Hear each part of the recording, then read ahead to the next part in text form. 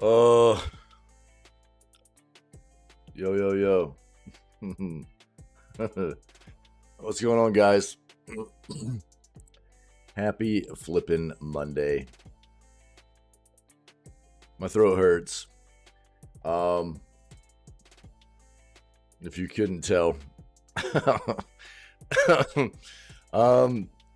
We're here. We'll see what we can get done today. We'll do the news, obviously, for October 30th. Tomorrow's Halloween, baby. So Halloween's on the way.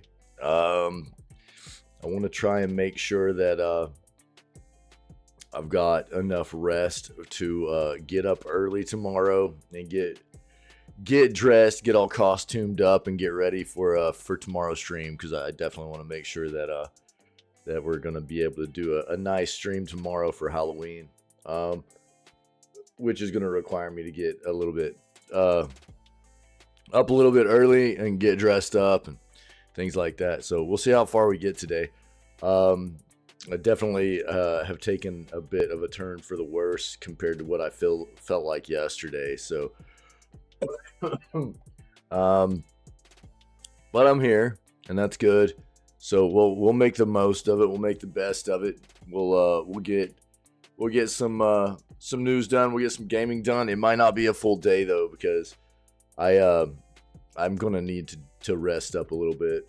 I'm gonna have to get up super early tomorrow, just to get dressed up for the stream and everything too. So that's gonna dig into my normal sleep time anyway. So, considering that I feel like absolute crap right now, I want to try to make sure that I get enough rest for tomorrow. So, but I don't know. We'll do what we can today, that's for sure. So I hope you guys are doing well. Hope you guys had a great weekend, and let's go ahead and do what we do, man. Let's go take a look and see what's going on in the news. Sorry. There we go. Yes. Let's go. All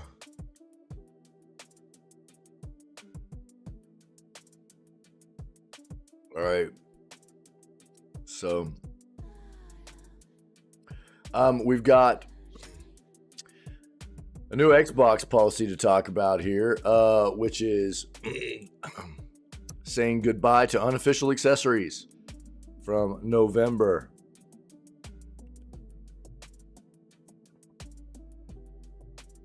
Basically, this error is informing players their devices will be blocked from Xbox if they're not official accessories.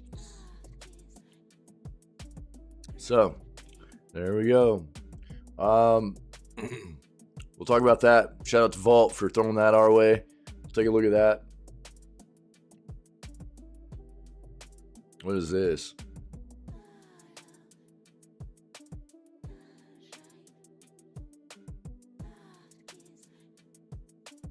Huh. What up, Vault? Yo.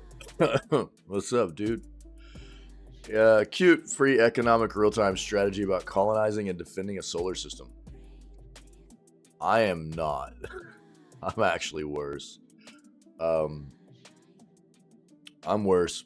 I think the wife is getting better, but she was worse off than I was to begin with. So I think she had it, and I'm kind of like getting right in the midst of it, kind of where she had already been, you know. So sucks, but I'm here.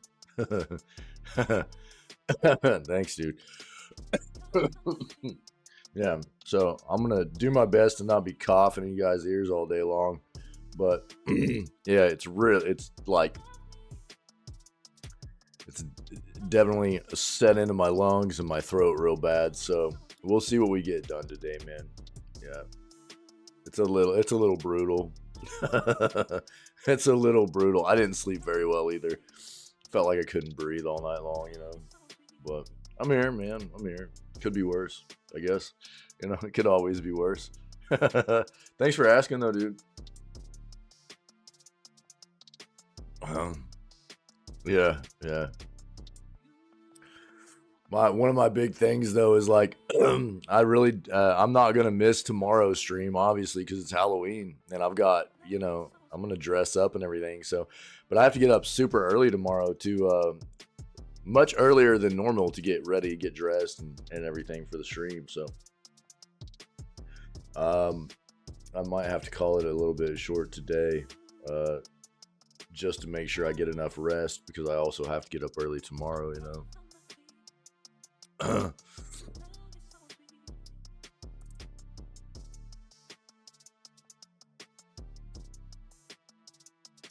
right, let's go look at the news. Yeah, the VIX, yeah, it's good stuff.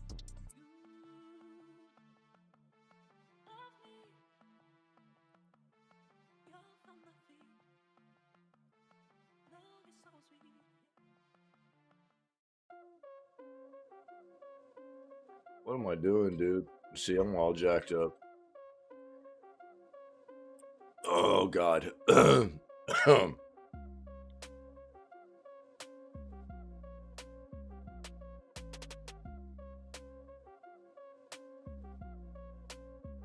No, they're not. Are video game reviews too unreliable? No, they're not. You just need to make sure that you're looking at the reviews for the same platform you're planning on playing on. But it also depends. We talk about this a lot, right? I look at reviews a lot. And reviews depend on the amount of data points that you have. How many reviews do you have? For a baseline to go off of.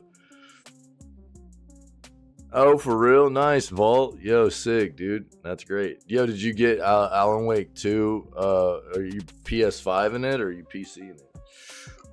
PS5 in it, I think, right? Oh, Xbox. Okay. Word up. Yeah.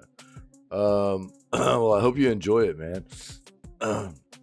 So far the game is pretty cool. Reviews are good, but it's not always going to be like an exact idea of what you're going to experience in a game. People just have to understand that. But the more of a baseline that you have for the more data, the more reviews you have to give you a baseline for what the game brings to the table experience-wise is a pretty good identifier as to what most people are going to experience, right? But there's always going to be a bit of flux there because everybody feels a little bit different about what they want out of a piece of entertainment. So that's just something people always have to keep into consideration, take into consideration. So are reviews unreliable? There's always going to be, to an extent, yes, because there's always people that are going to like review bomb, or there are going to be people that throw 10s at a game that aren't close to being a 10. There's never been a game that's been a 10 in my book, honestly. I think it's gross that people throw 10s at games. But,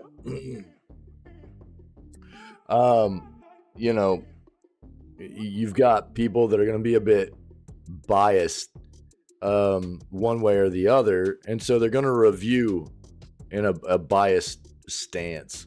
They're not gonna review a game appropriately. So there's always going to be a bit of unreliableness in reviews as well, which is why you have to really take a look and find good reviews.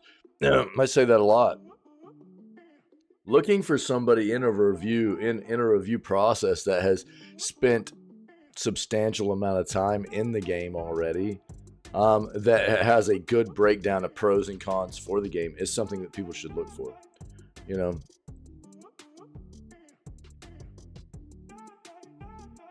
don't think they're too unreliable. It's just a matter of knowing what you're looking for in reviews.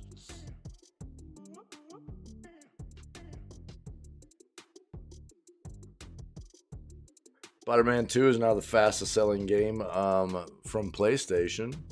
It's not a big surprise, really.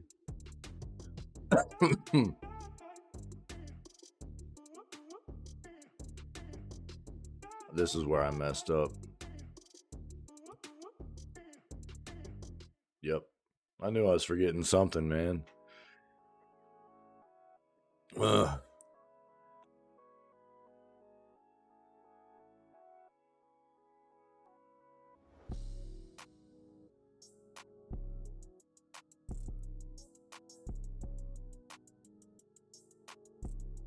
What is this?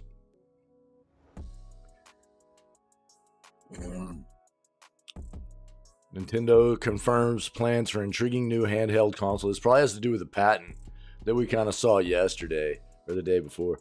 We'll take a quick peek here, though, and see what they're saying about this. A patent does not mean they're necessarily making this for retail, though. It's just something they're toying around with. But we'll see if they have something substantial in here, you know? We'll see.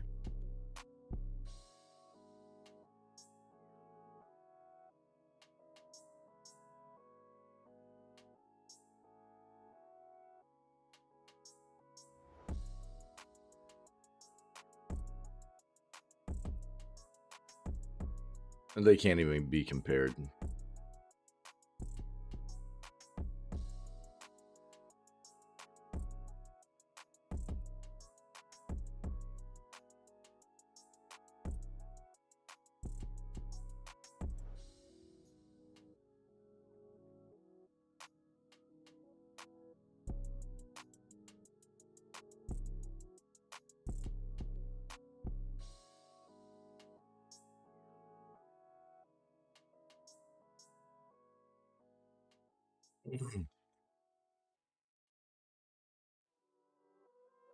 Yeah, here it is. This is the same thing Vault brought to us, yeah. We got it up, though. Thanks, buddy. Now that we're friends again, is it okay if I pet you? Is it okay if I pet you, dude, now that we're friends Thanks, again? dude. 9 plus 10. Manimus Pinky just resubscribed for 21 months. Hey, 9 what? plus 10. Wait, what? That doesn't equal 21. Wait, are you doing Blizzard math, dude?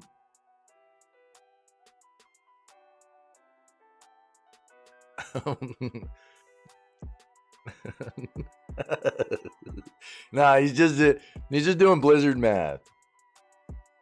There's probably some underlying thing I'm missing there from Pinky too. 9 plus 10. What? No, I haven't seen the meme. No. No.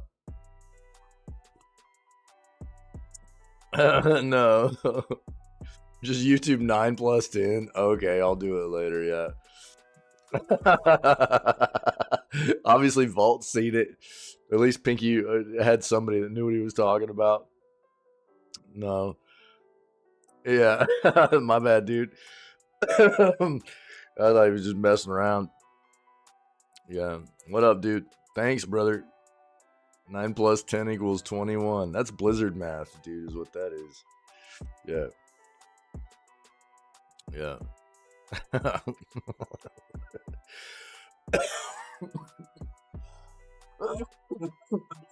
What's up, brother? Sorry, man. Sorry, guys. I'm a mess, dude. I'm a mess this morning.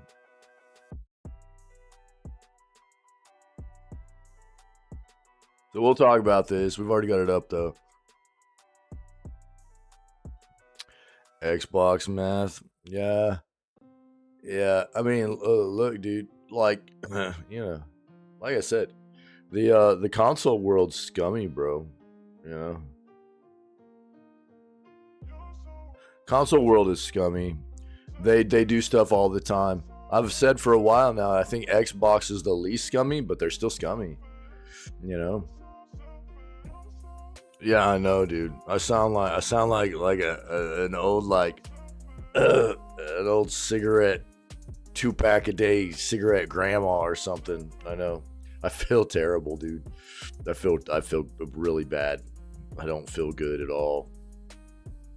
So it probably won't be a full day of streaming.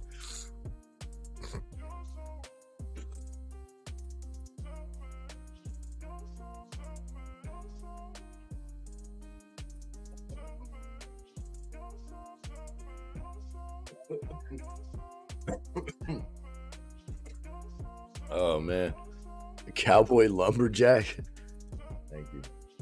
Oh, just a second, go.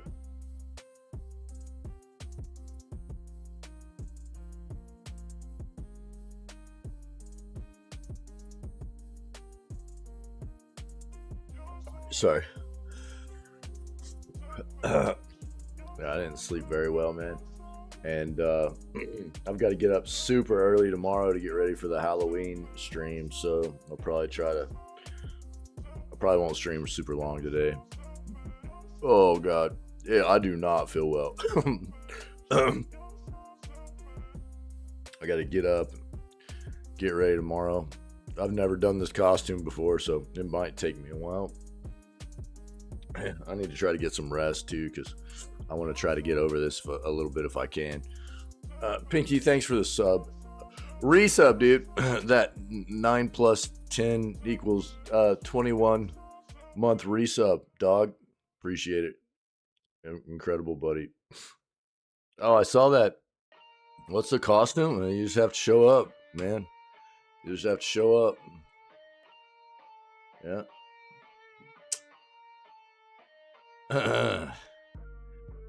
Pinky actually showed off his core keeper base building skills here, dude. That looks like quite the labyrinth, dog. It's pretty insane, man. It's pretty cool, dude.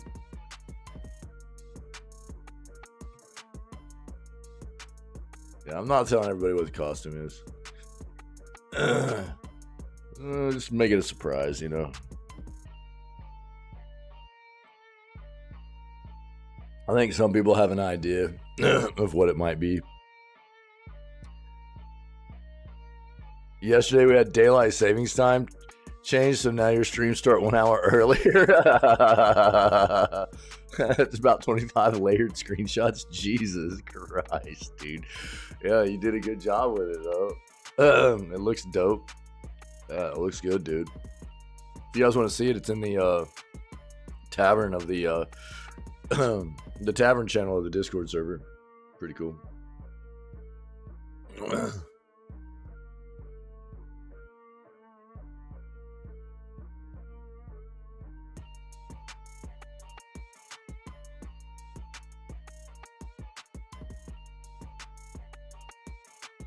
I just want to sleep.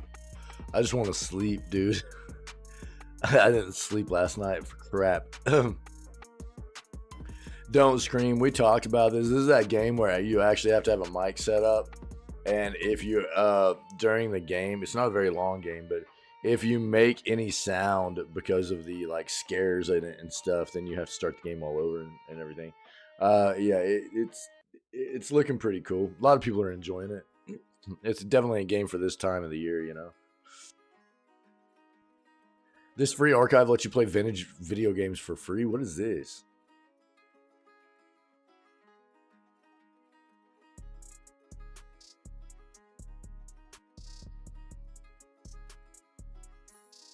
Let's take a look at that.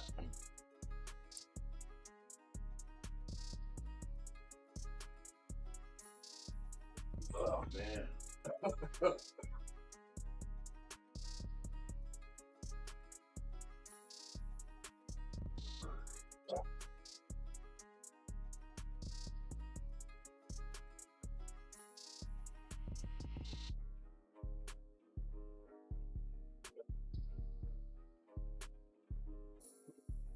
Grab a roll of toilet paper, you know what I mean? My nose is too jacked. Too jacked up, dude. Ugh.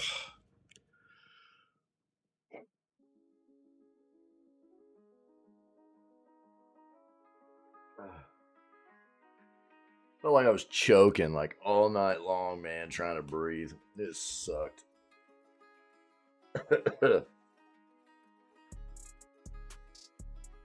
All right, let's go.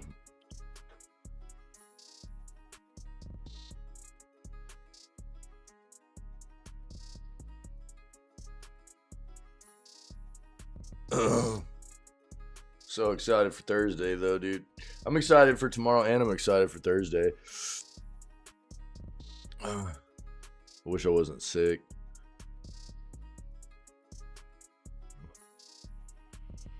I hate being sick, dude. It's the worst. Xbox fans call out Microsoft over Xbox Series S price increase. Yeah. The console world's gross, dude.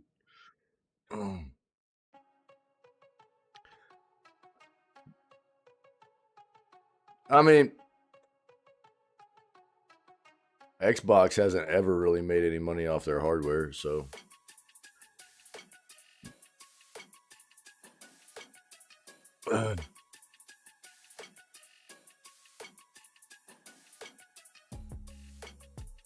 BlizzCon? You mean Miss Math? 2023? I don't even give a crap about BlizzCon. But, I don't know. It must be coming up if you're interested.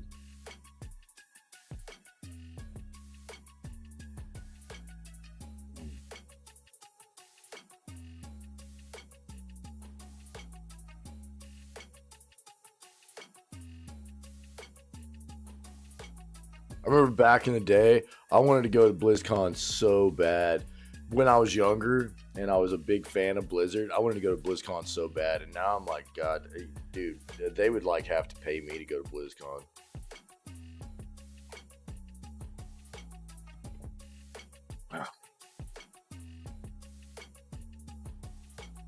What a crap show that company has become. Outlast needs to be the next horror video game adaptation. Dude, that would be pretty good, actually, probably. Outlast.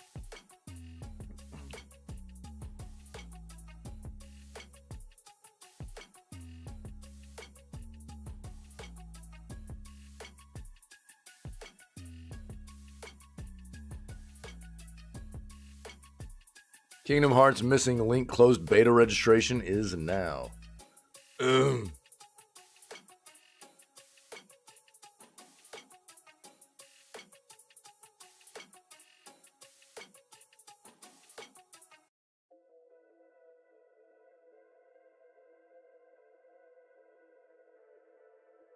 Alan Wake's creative director wants to make a crazy, huge budget, dark gothic fantasy.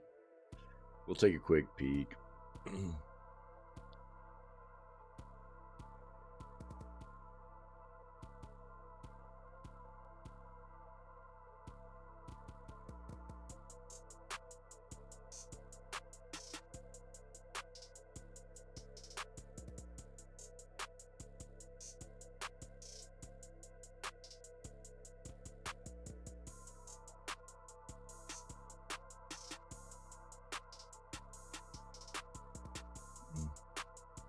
Tomb Raider reboot plans are much riskier than what?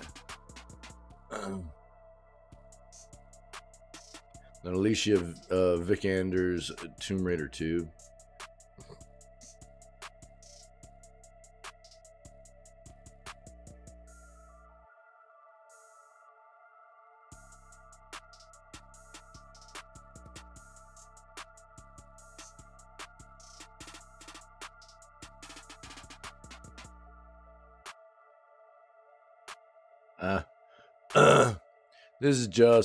This isn't really about the games or anything. It's just about the adaptations and why it could be a risk. I probably won't read into that right now.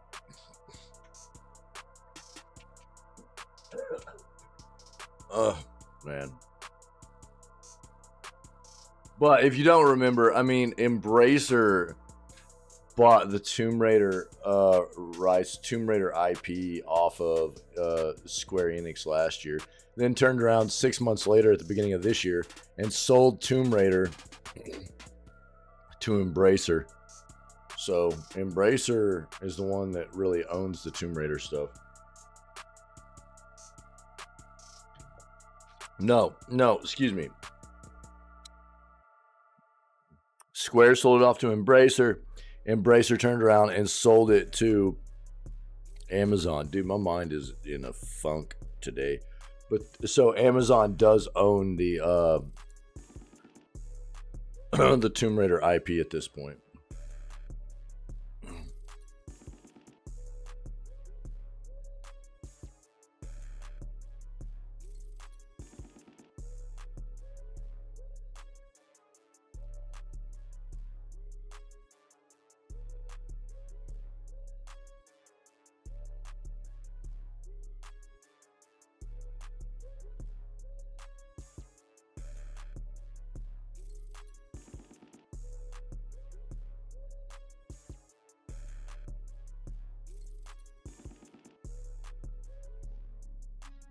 Apparently, Super Mario Brothers Wonder is really good.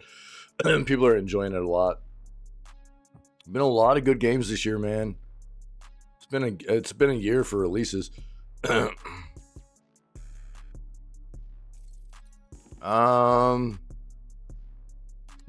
I don't think so, dude. Do you have a link?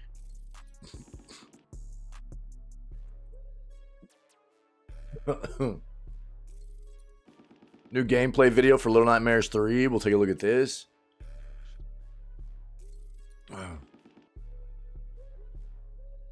Okay. Yeah, I don't think I've hit on that, dude.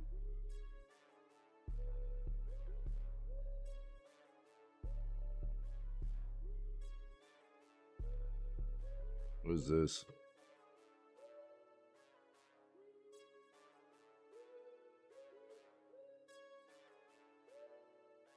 There's a new Hunger Games show coming out? What?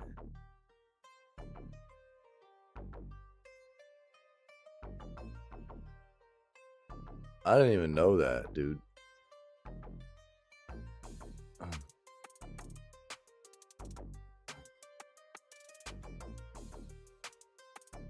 Yeah, Mario Party 3 is now available on Switch Online if you didn't know.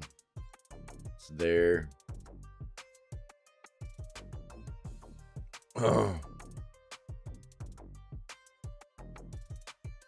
The finals.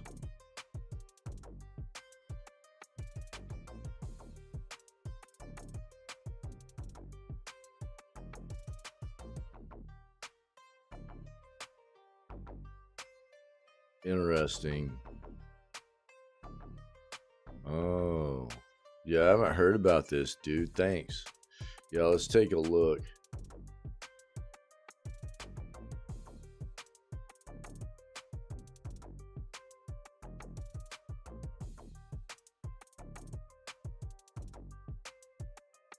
Well, let's hope this decision is not finals.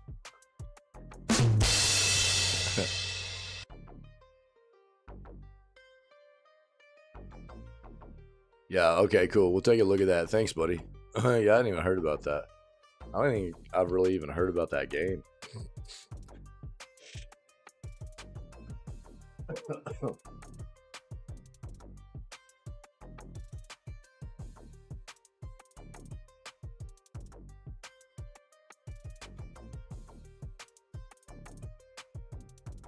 Unity runtime fees were rushed out despite warnings, sources say.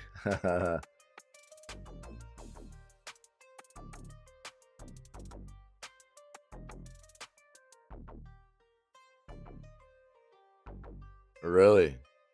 Really? They had a question and answer stream where they said they're planning on just using AI voices the entire time, huh? Yikers. Interesting. I mean, this is the big debacle right now, right, for the industry. I mean, we knew that there were going to be companies that did this.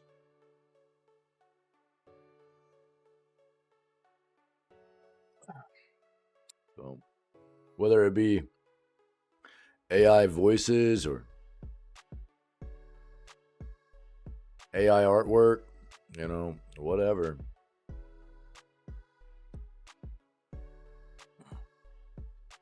I think, again, the thing that would alleviate my concerns would be if they had voice actors come in and initially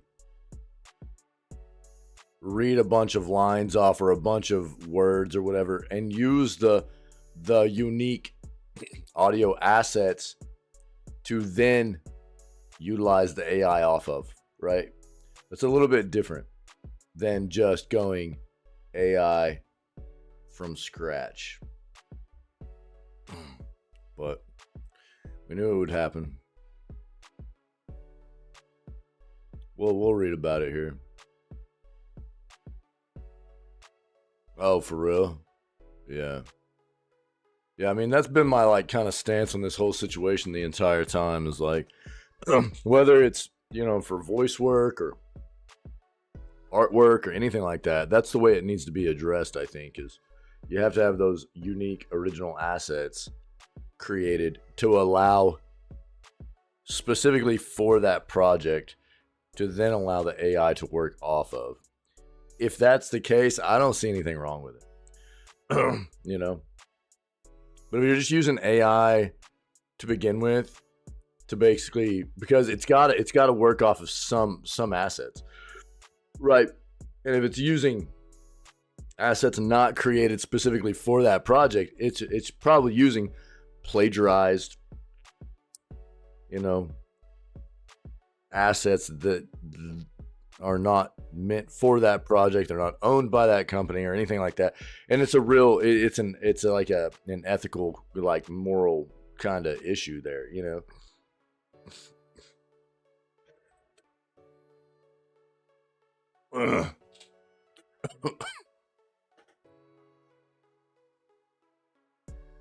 We'll read about it though. Thanks, man.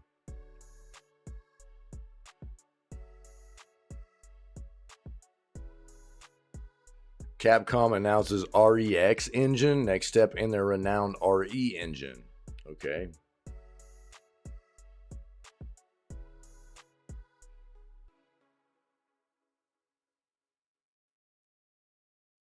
All right, let's stick with this, man.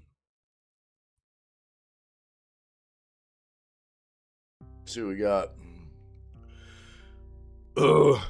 Dude, I don't know if my voice is going to be able to keep up, man. We'll see how it goes, though. Capcom announces REX engine, next step in their renowned RE engine.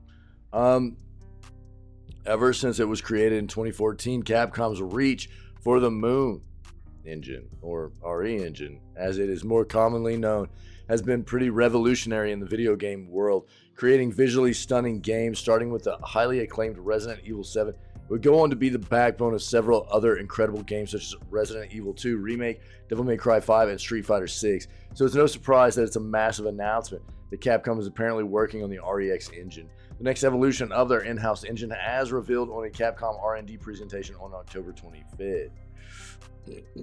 How long is this? 22 minutes, huh? Okay. The new engine, the REX engine, RE Next engine is its full name, currently set to be the future of Capcom's games, improving on the RE engine and allowing the almost decade-old engine to keep up with modern-day standards. Quote, rather than building an entirely new engine from scratch, REX will gradually introduce the new REX technology into the existing RE engine.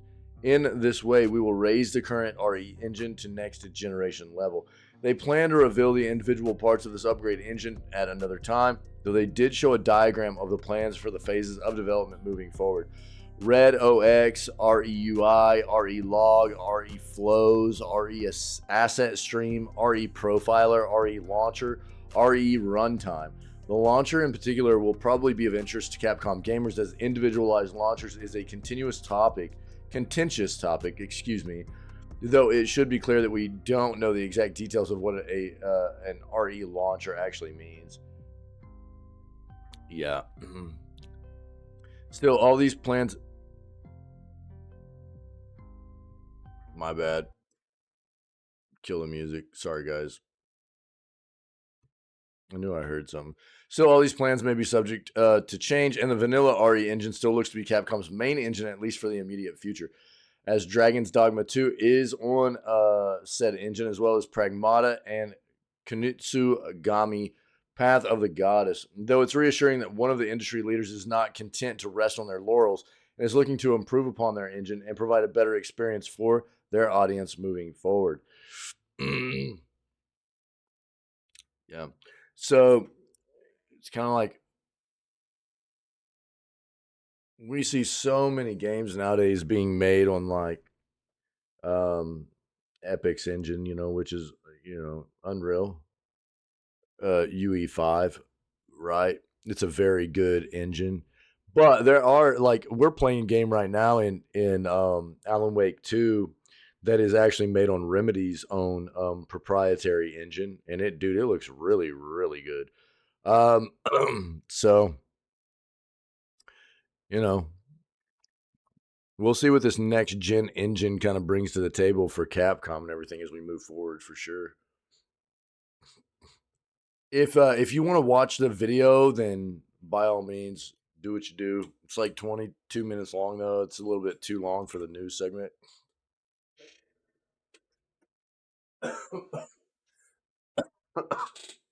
I'm a mess, dude. Oh, oh. Here we go. We haven't talked about this in about a week and a half, probably something like that. But Unity runtime fees were rushed out despite warnings, sources say.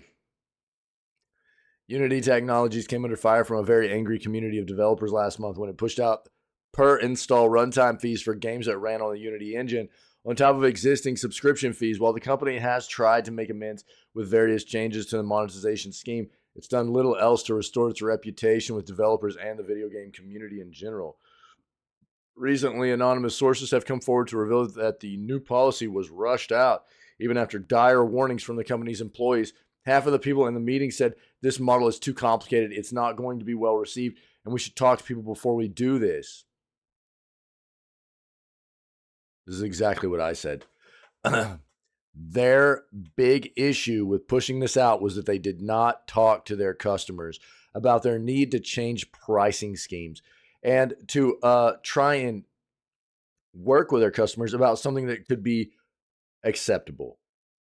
You know, they obviously did have conversations with people, but not enough. We had this meeting where we were told it's happening, but we were not told a date. And then before we knew it, it was out there. The sources also revealed that the controversial decision was a direct result of dropping share prices, which dipped by as much as 11% following the massive layoffs back in May. Ultimately, Unity has lost a lot of money over the last 18 years, billions of dollars, and they need to do something to make more money. Sadly, it wasn't delivered well, they added. Following the massive backlash, Unity Technologies made several concessions so as not to burden smaller development studios and free-to-play games that aren't turning any profits. However, there's still a matter of whether bigger companies would want to take on the added expense. Ultimately, the issue boils down to a lack of trust. The fact that Unity can just change their policies and fees whenever it suits them is now a bigger concern for developers compared to the added fees. Yep, no doubt. Quote, if I don't seem impressed that the current terms won't brutalize my expected revenue, it's because it doesn't take a genius to flash forward to your next twist of the knife, wrote game designer and former PC gamer writer Tom Francis. Apparently, you're able to and willing to change the terms under which we use your engine, placing the fees and thresholds wherever you like. As the saying goes, trust is like glass. Once broken, it will never be the same again. Yep, that's exactly what we talked about a lot regarding this situation. Well, is that obviously most developers have now seen the true colors, if you will, of what Unity is about, and that trust is gone. And most developers are not going to want to get in bed with Unity anymore. It's just not going to be there. So whatever they thought they were doing, and look, let's be fair. Their CEO, what was it? I can't remember his name off the top of my head. Their CEO is now ousted, but it wasn't all his fault. He took the brunt of it, no doubt, and I'm sure that he played a large part in it. But he couldn't have been the only person that was at the top of like, yeah, let's just go ahead and do this. Let's just push this, But apparently there was a good amount of people that were also like, you shouldn't be doing this. You're gonna ruin the company, But they didn't want to listen, right? So, and here we are. Unity is probably gonna die. They, like we just read, they were already apparently, not doing as well as they had in years past, And appropriately, they were trying to find ways to become profitable again. And boy, did they do it in the wrong kind of way. Yeah, pretty brutal.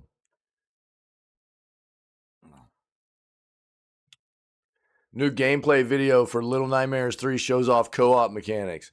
After the reveal back at Gamescom 2023, you're probably wondering just what the new online co-op gameplay mechanic entails for Supermassive Games and Bandai Namco's Little Nightmares 3. Bandai has given fans a preview of that mechanic with a new video showing off players' characters low and alone making their way through the spiral. In the new 18-minute co-op gameplay video of Little Nightmares 3, players will get immersed into the depths of the necropolis and see how the two characters work together to overcome its many perils. The necropolis, raised from the desert sands and powered by gusting winds, has been described as a city of eternal energy and certain death. It used to be inhabited by the dwellers, but nowadays the ancient metropolis is a ghost town, fraught with dangers that low and alone must survive.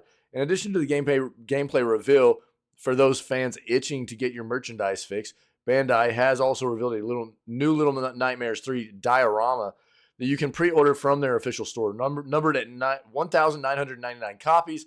This 5.9-inch detailed and limited edition diorama features Low and Alone and the necropolis running away from a monster baby's giant hand. Yeah, Michaela. Yeah, I'm pretty sick. Yeah, I know. I sound like an 80-year-old 2-pack a day smoker. You know, I know. Yeah, but I'm not feeling very good. I was not feeling good yesterday either. And we've had a sickness going around the house, so it really it hit me pretty bad yesterday evening, and it's really set in at this point. So it probably won't be a long stream today. Yeah, thanks. I appreciate it.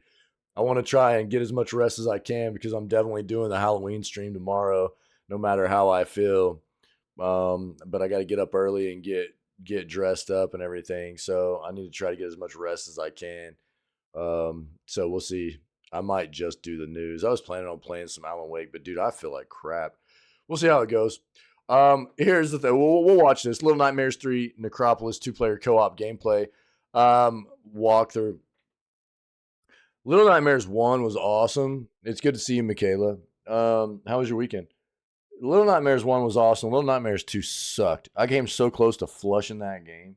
And it wasn't content-wise. It was performance-wise. That game was terrible performance-wise. Little Nightmares 2 performance-wise was bad. It was so gross to play that game. We played it last Scaretober, actually.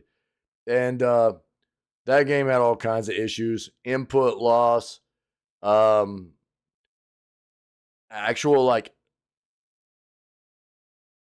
objective items that you needed to have to progress in the game would not spawn in the game and stuff. It was terrible, dude. It was terrible.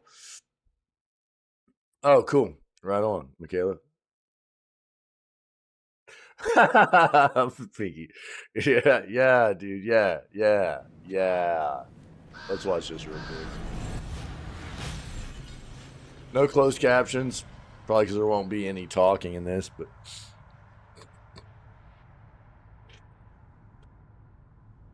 Oh. Thanks for posting the pics and everything. That's cool. Oh, man. Yes, Halloween. I love Halloween. I love this time of year, dude. It's my favorite. Of course, like, I've been looking forward to dressing up and everything, and now I'm getting all sick. It sucks. Ugh. Getting sick. I am sick. I was getting sick yesterday.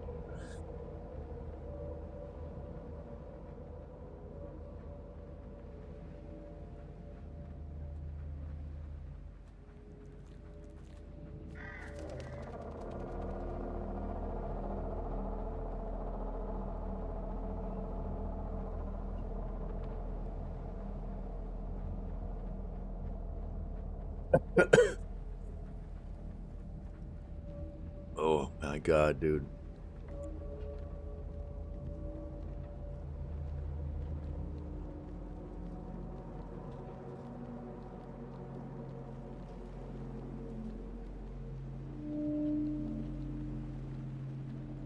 Prince of Persia, Little Nightmares 3, dude.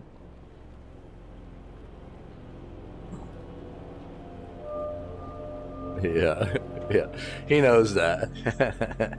He knows that. He's trolling me out, dude.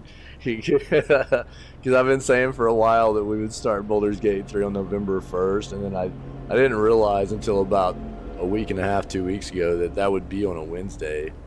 So I was like, wait, that's not gonna work.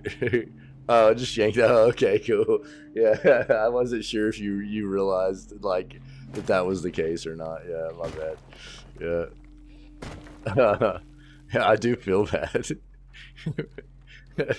I feel like that one extra day because Wednesday's the normal day off. I feel like that's gonna be like the straw that broke the camel's back, if you know what I mean. You know, Pinky's been waiting for so long to play Baldur's Gate 3 that like that one extra day is just gonna be too much, dude. And it's just gonna drive him mad. You know.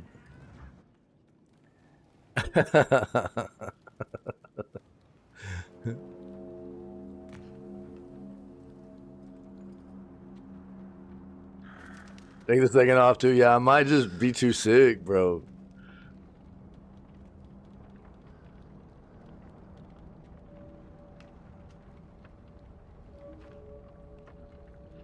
Here comes Pinky with, I'm gonna need that sub back. That's Pinky's always going. Sia does the quarry, and Until Dawn did Little Nightmares 3. Yeah. Hey, what's up, Florida? How you doing? Yeah, I haven't played Until Dawn or the Quarry. I know there are a lot of people that like those games, you know. And like I said, Little Nightmares 1 was really good. Little Nightmares 2 was performance-wise just terrible for me. Not great. I don't feel very good. If you couldn't tell, my throat's all jacked up. Yeah, I didn't sleep very well. My head's a mess. Throat is hurting pretty bad, so it probably, I don't even know if we'll get past the news today, unfortunately, because I really I've got big plans. I love Halloween, dude. You know. Don't make me laugh, bro. Ow, dude, stop. Stop it, dude. That hurt.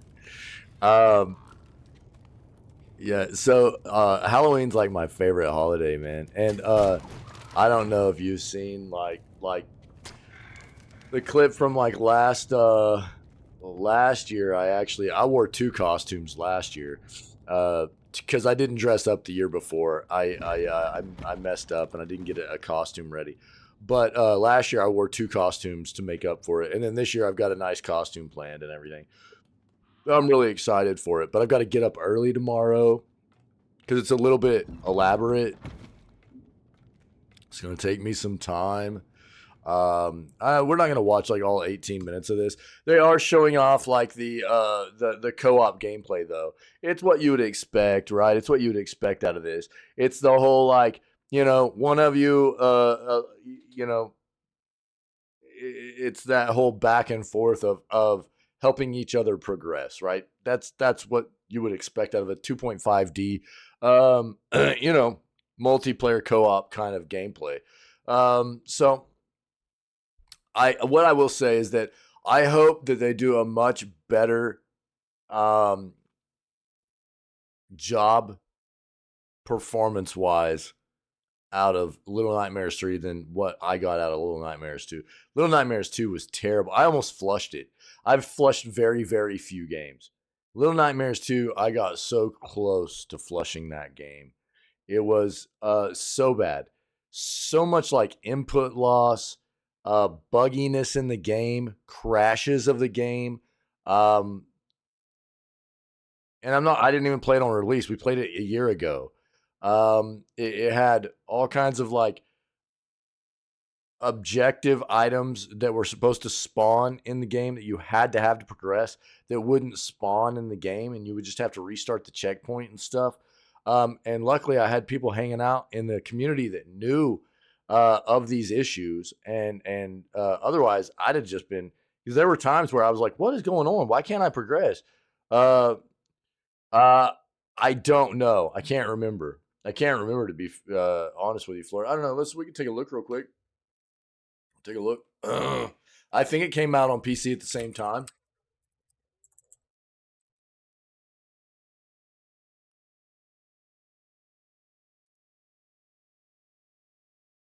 Yep. It came out on February 11th of 2021 for PS4, Xbox One, Switch, PC, and Stadia.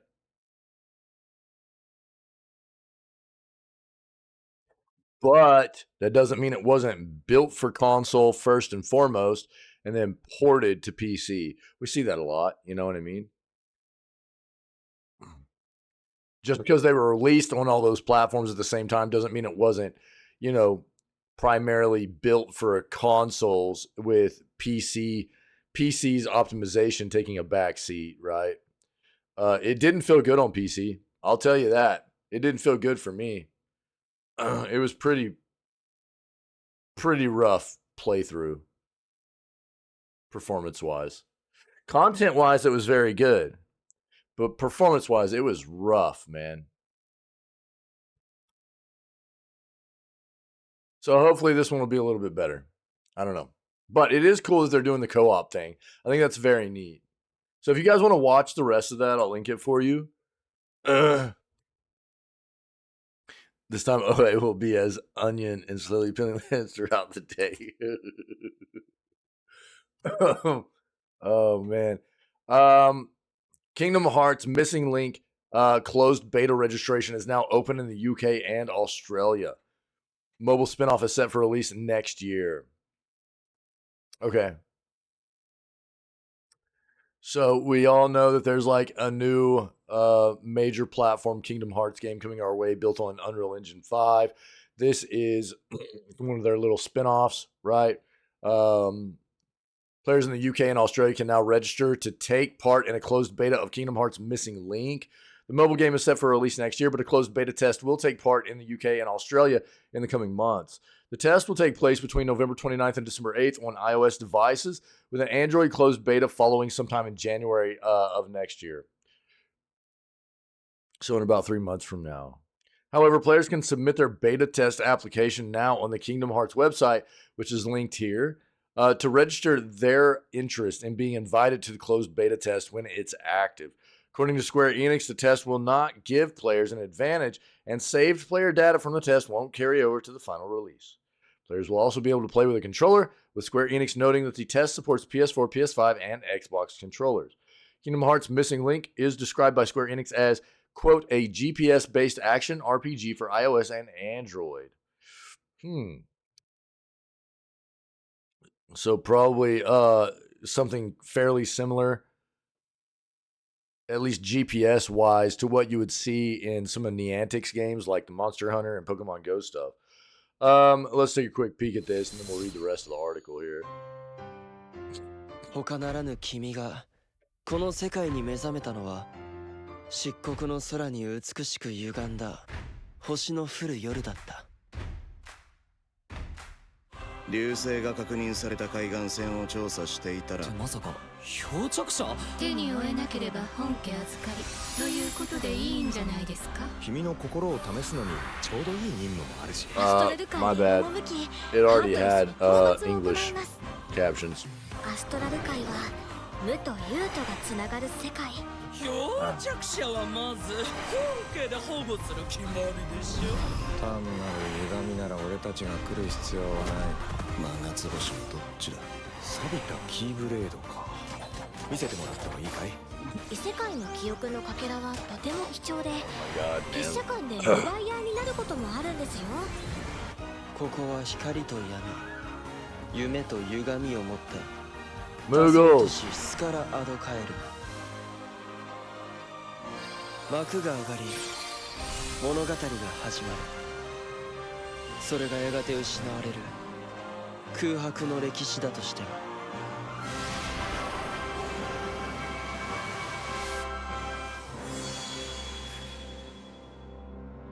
Cool. The Kingdom Hearts thing, I know there are a lot of people who love Kingdom Hearts. We've got people in the community that love Kingdom Hearts. It's been a hard thing for me to get into. I love Final Fantasy, but I am not a big fan of a lot of Disney stuff. Like, there's some Disney stuff that's cool. Yeah, some of it. But I'm just not a big fan of it. And, like, mixing the two has always seemed weird to me. Like, running around as, like, Final Fantasy characters, but you're like hanging with Donald Duck and Goofy and stuff. It's never been something that appealed to me a whole lot. I respect the fact that other people dig it. It's just not really for me. Not a lot of information about the game is currently known, but a newly released trailer seen above shows players fighting Heartless in a variety of environments. Also confirms some of Disney's characters who will assist the player, including Mickey, Pinocchio, Winnie the Pooh, Woody, Aladdin, Rapunzel, Ariel, Tinkerbell, Simba, and Baymax. Rather than actually appearing on screen to help the player, Disney character assists appear to be in the form of trophies, which can be used during battles to give the player character special abilities. The next main game in the series, Kingdom Hearts 4, was announced during a Kingdom Hearts 20th anniversary event in Tokyo last year. While the game is seemingly still some way away, with no news yet on release date or platforms, a report in Famitsu did at least confirm the game will be made in Unreal Engine 5. Apparently, it's taking longer to come out because, if I remember correctly, the game was being built in UE4, and then they decided to pivot and convert it over to UE5. And I think that's why it's taking longer for the Kingdom Hearts 4 to actually come out. But if you need, there's links in here to try to sign up for this beta and everything. So if you need it, I'll put it in chat, okay?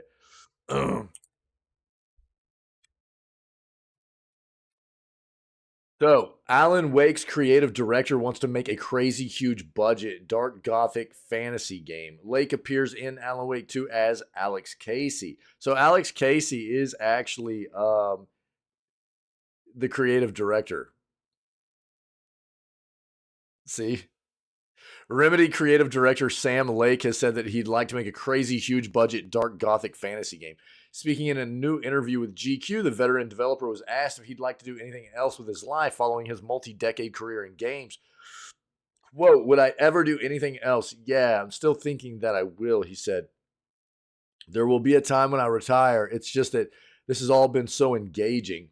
One was this crazy huge budget dark gothic fantasy, which I haven't used for anything yet. Lake, real name, Sammy Ontario, is that Yarvi? Has served as creative director at Remedy Entertainment for decades, working on Max Payne, Alan Wake, Quantum Break, and Control. He also famously provided his face for the in-game model of Max Payne in the early titles.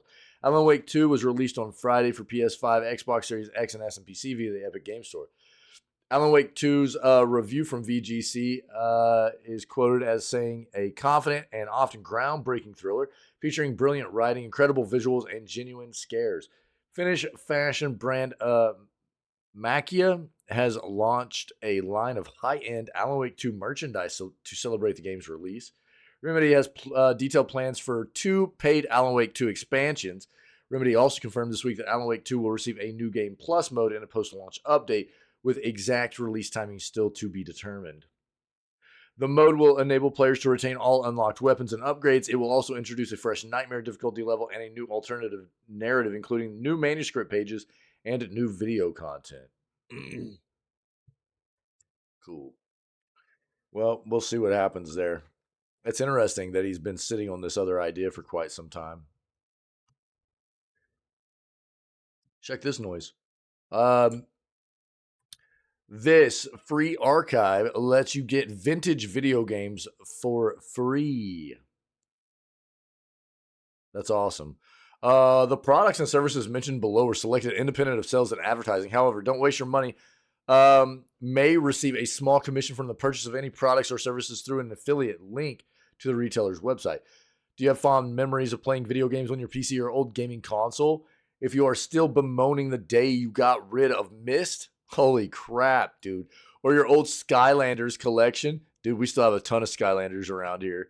Or like me, yearn for the days of the Sega Dreamcast. Dude, you're in luck. It's very possible your favorite game lives somewhere on the internet. You can access it courtesy of Internet Archive.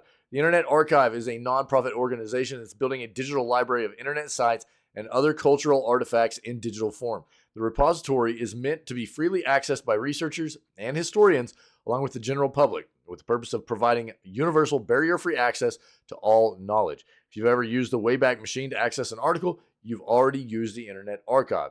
The organization says it first archived the internet in 1996. Today, its holdings include 735 billion web pages, 41 million books and text. They scan 4,300 per day, 14.7 million audio recordings, and 890,000 software programs.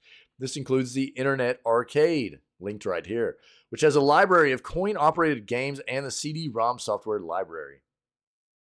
Paperboy again? Holy crap, dude. Yeah, some Paperboy. No doubt. The CD-ROM library includes a huge amount of software that originally came to you on a CD-ROM for installation on computers or was meant to be played by console gaming systems. The software collection has more than 45,000 items in it right now.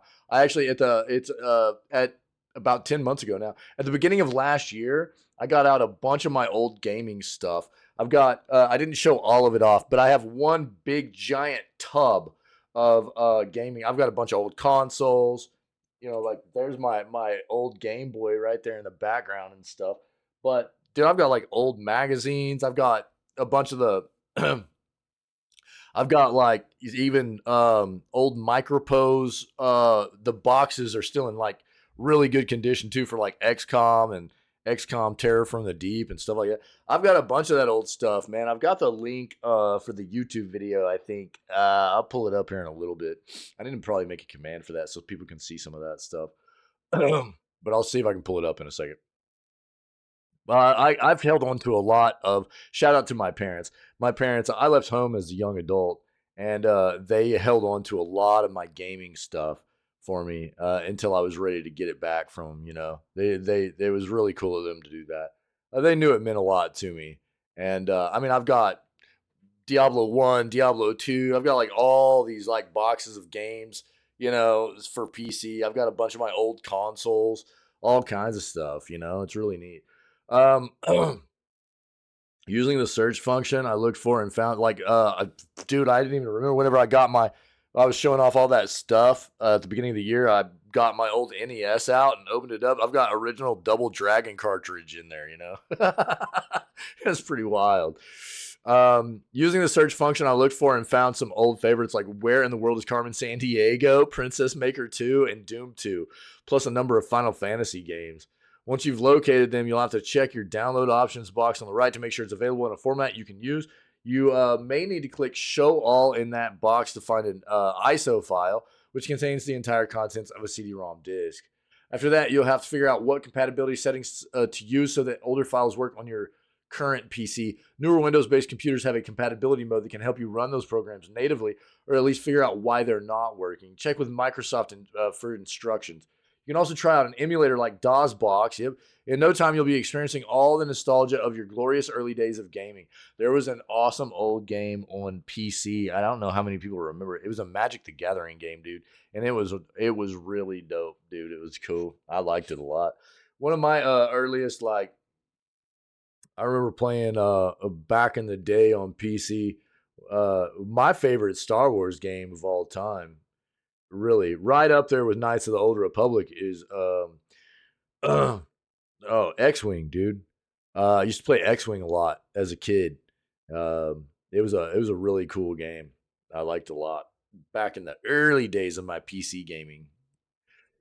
Pretty incredible.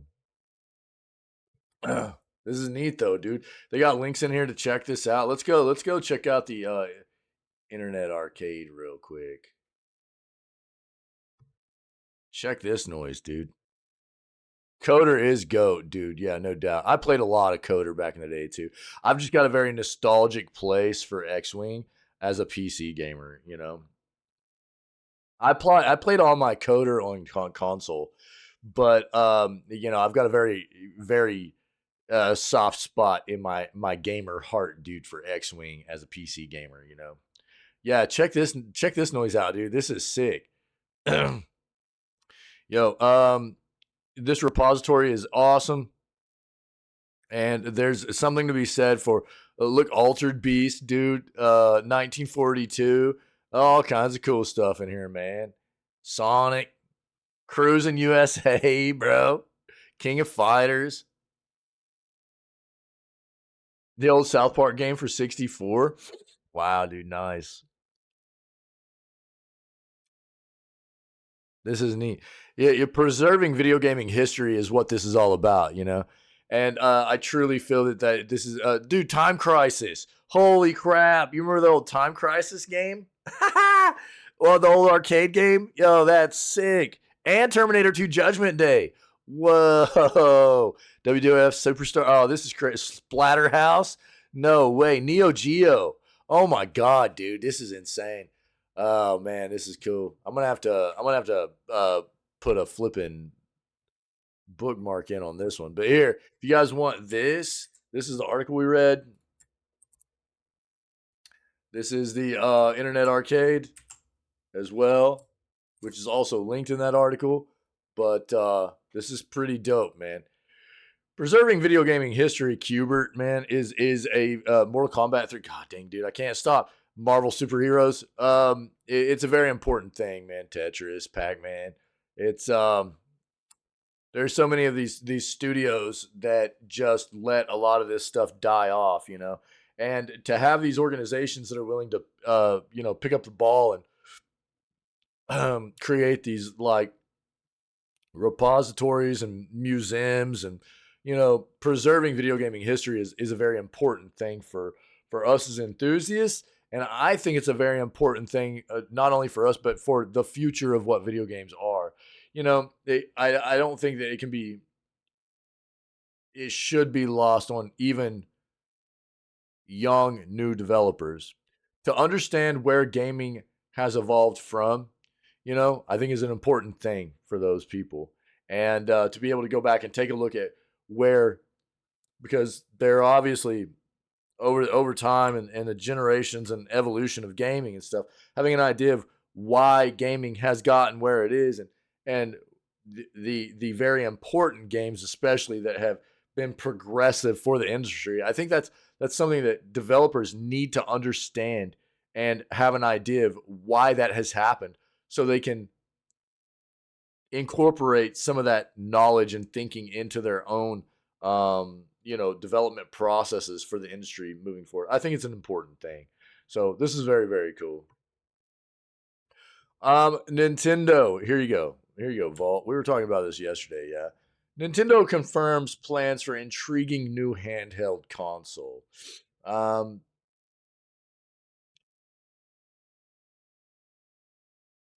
You only get to play with one button though, dude. Look.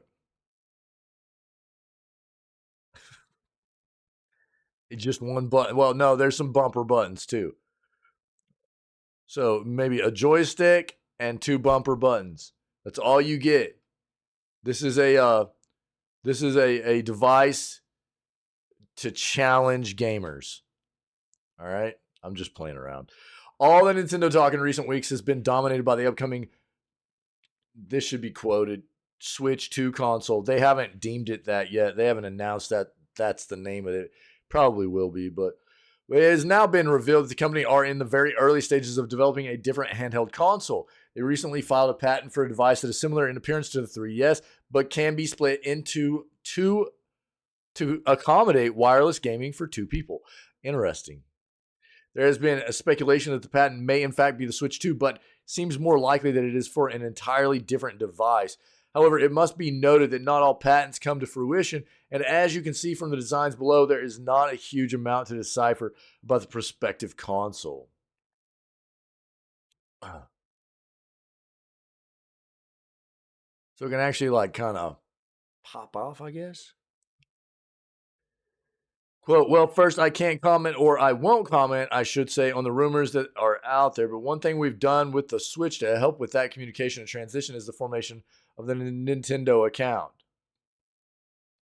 Nintendo of America boss Doug Bowser said of the Switch 2. Our goal is to minimize the dip you typically see in the last year of one cycle and the beginning of another, he added. I can't speak to the possible features of a new platform, But the Nintendo account is a strong basis for having that communication as we make the transition. Nintendo's terrible about making people transition over into a new platform every time they come out with new hardware. It's really, really, really gross.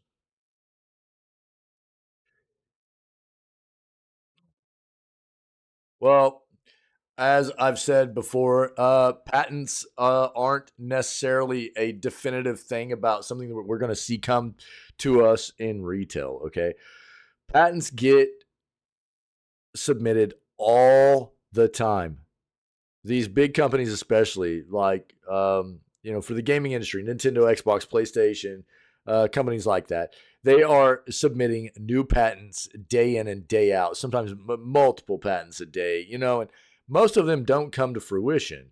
But it's a matter of them playing around with art research and development, figuring out what would be in their best interest to actually move forward with. Same thing kind of as, as hardware developers. It's the same thing they do with software, right? They think tank it. They do early stage development of stuff to see what is kind of developing in a way that seems like they should keep working on it or should be scrapped.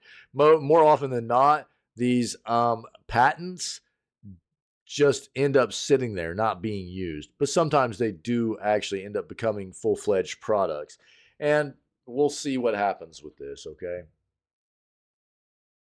Here's a cute free economic real-time strategy game about colonizing and defending a solar system. Planet S is simple, free, and can be played online in PvP. Let's see what this is.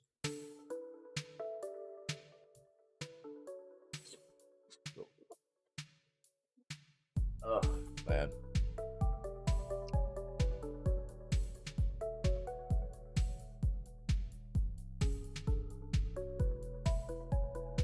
Too cluttered.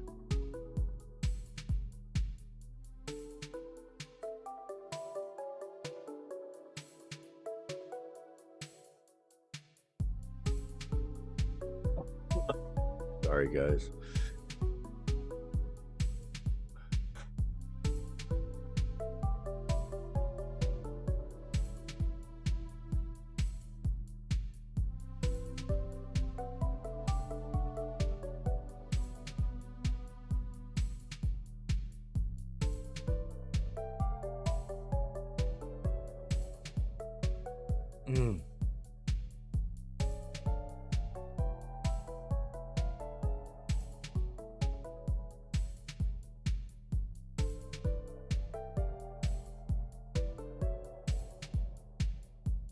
Planets.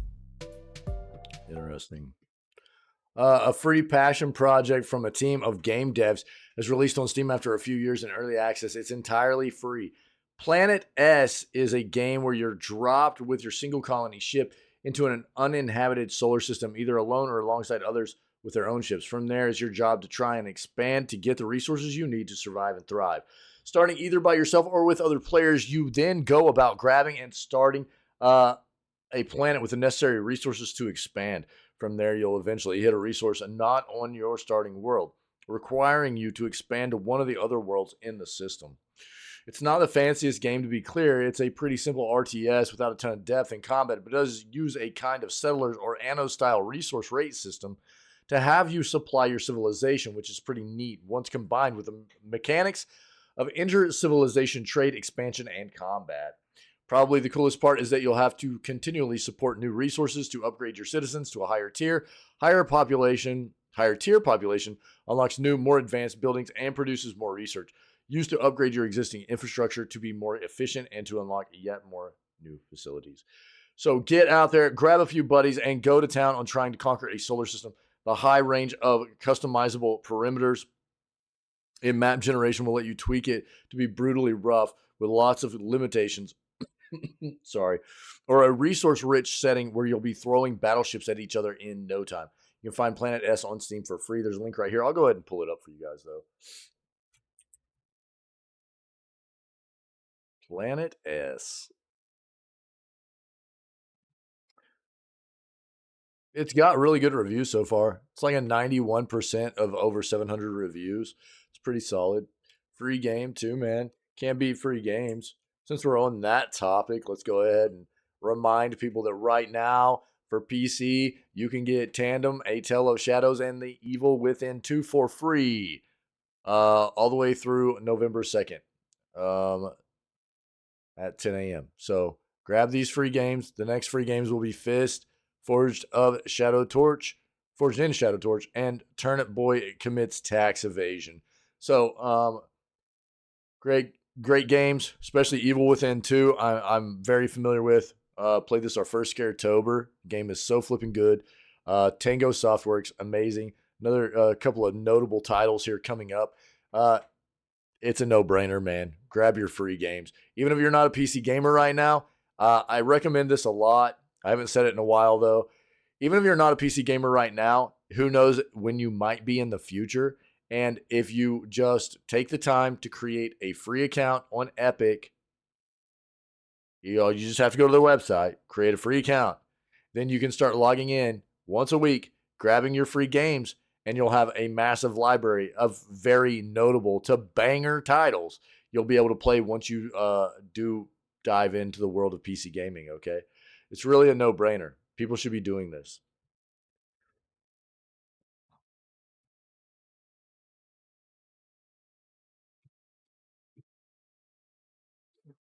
Oh, goodness. Shout out to our buddy Vault here. Made me aware of this through Discord. Was it last night, dude? You came across this? I think it was last night.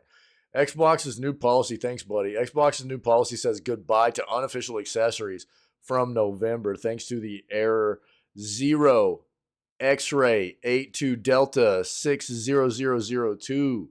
Yeah, last night, yeah. So it is informing players their devices will be blocked, man. What you need to know. From November 12th of this year, which is like 2 weeks away, Microsoft will no longer allow unauthorized third-party accessories to be used with its Xbox consoles. Players are reporting a warning message displaying on Xbox when plugging in unauthorized accessories, notifying them of the date their accessories will be blocked with this error code. Xbox advises returning the accessory and instead referring to its list of authorized products on its website, which you can buy from Xbox and Microsoft so they make more money. The message is shown due to the latest console build, which is said to be causing console issues when using third-party accessories. Update. We've heard from sources familiar with Microsoft's plans. This may be related to Microsoft expanding its program for approved third-party wireless Xbox controllers.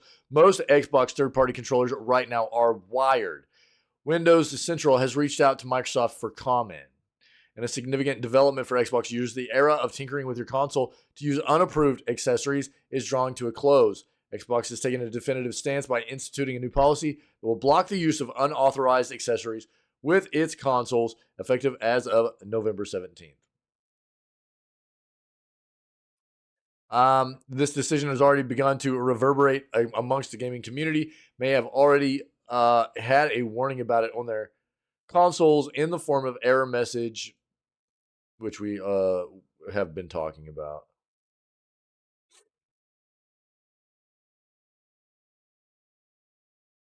Yeah, suggestions is good as long as it doesn't really matter. Sometimes people will just be sliding up in my DMs. You know what I mean? Sometimes people just slide up in the DMs, bro, and they just tag, and they'll just send it to me that way. But what I normally tell people is, yeah, you're doing it right, dude. I normally tell people to just drop it in the suggestions channel and just tag me in it. That's what I normally tell people. If you got something to bring to my attention, whether it be something for the news segment, something you want to see in the community, something you want to see happen for the community, the channel, whatever, then a recommendation, anything like that, a suggestion channel, man, and just tag me in it. That way I know that there's something for me to look at. Yeah. Because that's the best place for me to remember to go back and look for things that I might not be taking care of right away either. Especially if it's like suggestions or recommendations for like incorporations for the channel or the community or whatever. Yeah. You're doing it right, dude. Yeah, thank you. But I mean, it's fine. Like for like news articles and stuff too. People people quite often will just like DM me on stuff. You know what I mean? And if it's like a news article or whatever, that's fine. It's not a big deal. But I think it's a better thing to just drop it off into the suggestion channel. That's what it's there for. Yeah.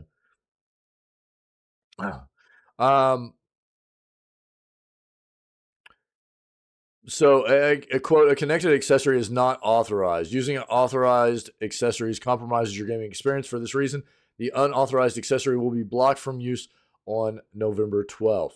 That's the error message that people are getting. For help returning it, check with the store it came from or contact the manufacturer. To see authorized accessories, you can go to this link. And it got blocked for me. Please note, my image of the error message is a UK-based console, so text and date formation will differ. I got wind of this error message when a family member messaged me about her Xbox One controller acting up. The controller, to put it mildly, looked like a budget version of the real deal. And we have Xbox controllers at home vibe, as the kids say. At home vibe, as the kids say. Not surprisingly, it refused to work with her Xbox, leaving her quite frustrated. Not only did she receive the warning message and error code, but the controller already failed to function with the Xbox. I asked for a photo of the controller. I'm not surprised it didn't work, given the included adapter looks something like you'd get for free at the bottom of a cereal box. Look at that dongle, bro. Yeah. Jokes aside, the message she received on her console was an interesting one. And in further digging, it became clear that this is more than just a one-off problem with a quirky controller. It's a big shift that's going to impact all those accessories that don't have the Xbox seal of approval. Made more apparent by Xbox redirecting the user to its own official storefront. One of the brands feeling the heat from this upcoming change is Brook Gaming, known for its third-party gaming accessories. With reports of problems cropping up on some of their products, they took to X, formerly known as Twitter, to address the issue. Quote, dear gamers, we extend our heartfelt appreciation for your unwavering support and interest in Brook. We find it necessary to share crucial information with you regarding our Xbox console-related products, which may encounter functional disruptions in the near future. Recently, we have received player feedback concerning these products when used on Xbox consoles. During online gameplay, an error message may appear, which we just read a bit ago. We deeply regret any inconvenience this may cause you. The Brook engineering team is fully committed to developing a solution to maintain product quality and functionality. Please trust that we will spare no effort in identifying potential solutions. Once further updates become available, we will promptly notify you through our official community platforms.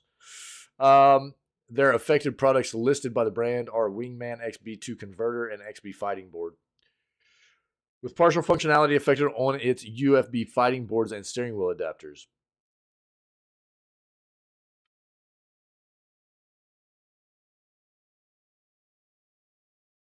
Apparently, their racing wheels for Xbox is a pretty good one, and which won't function anymore.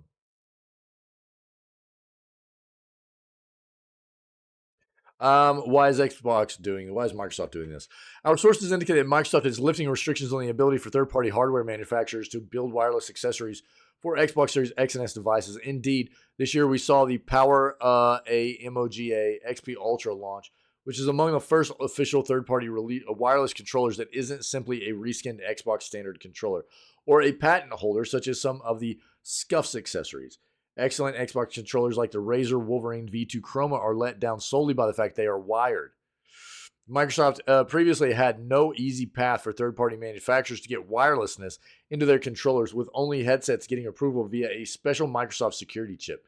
Now we're hearing that Microsoft does have an approval process for official third-party wireless controllers. This new restriction may be a result of new security measures to put restrictions on inputs that could circumvent, play, or inject unfair advantages. The downside, of course, is that Xbox's new policy is affecting many fair accessories, particularly in the case of fighting game joysticks and other similar accessories.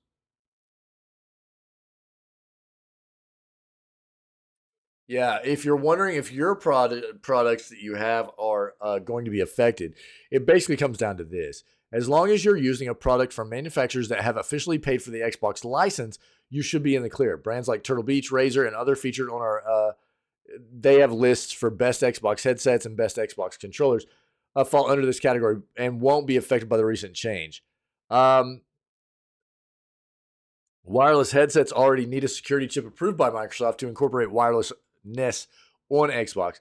But it seems that this is now being extended more broadly to controllers and similar accessories too. The problem seems to revolve around brands that haven't acquired this licensing but still market their products as compatible with Xbox. It appears that Microsoft is actively blocking these items. Windows Central has reached out to Microsoft for comment on the decision. So,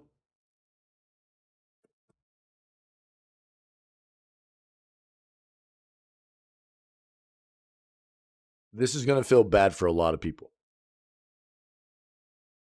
Right? This is going to feel bad for a lot of people. And I understand to an extent why Microsoft is doing it as well.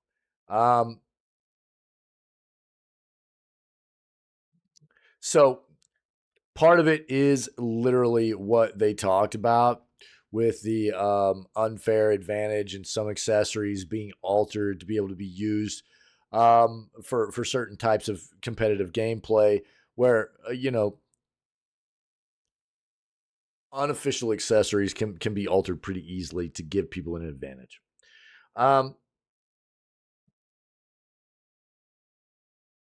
The other part of this is business.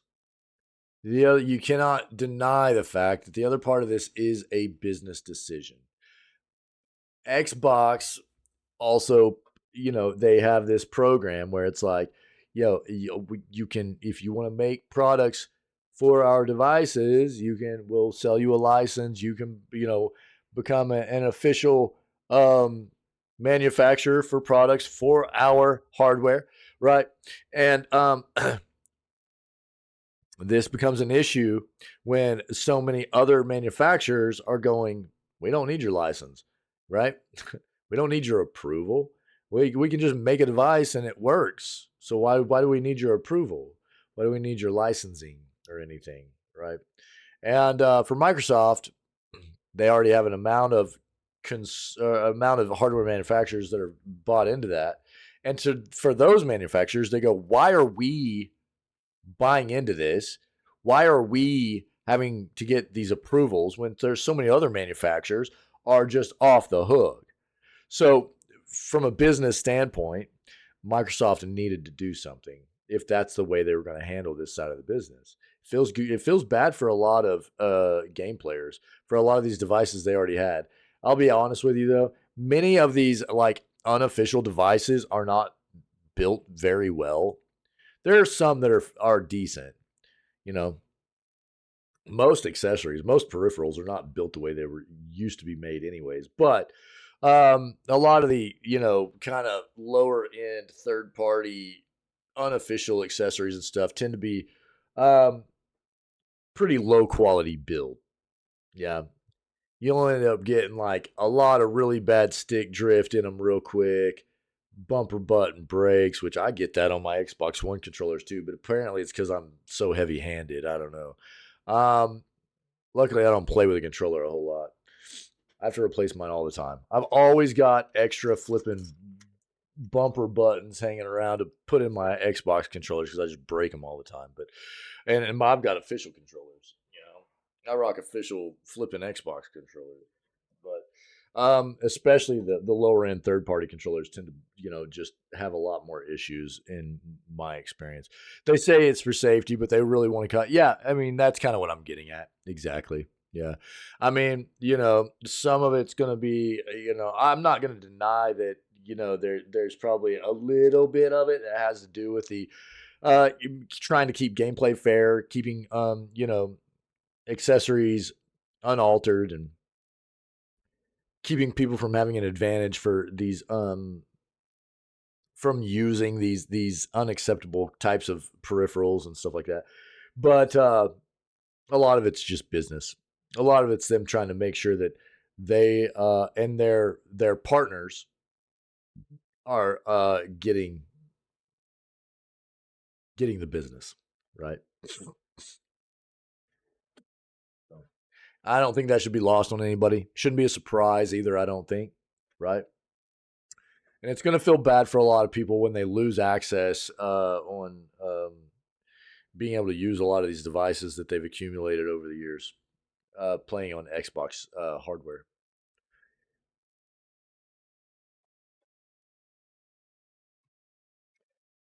And segueing into more Microsoft and Xbox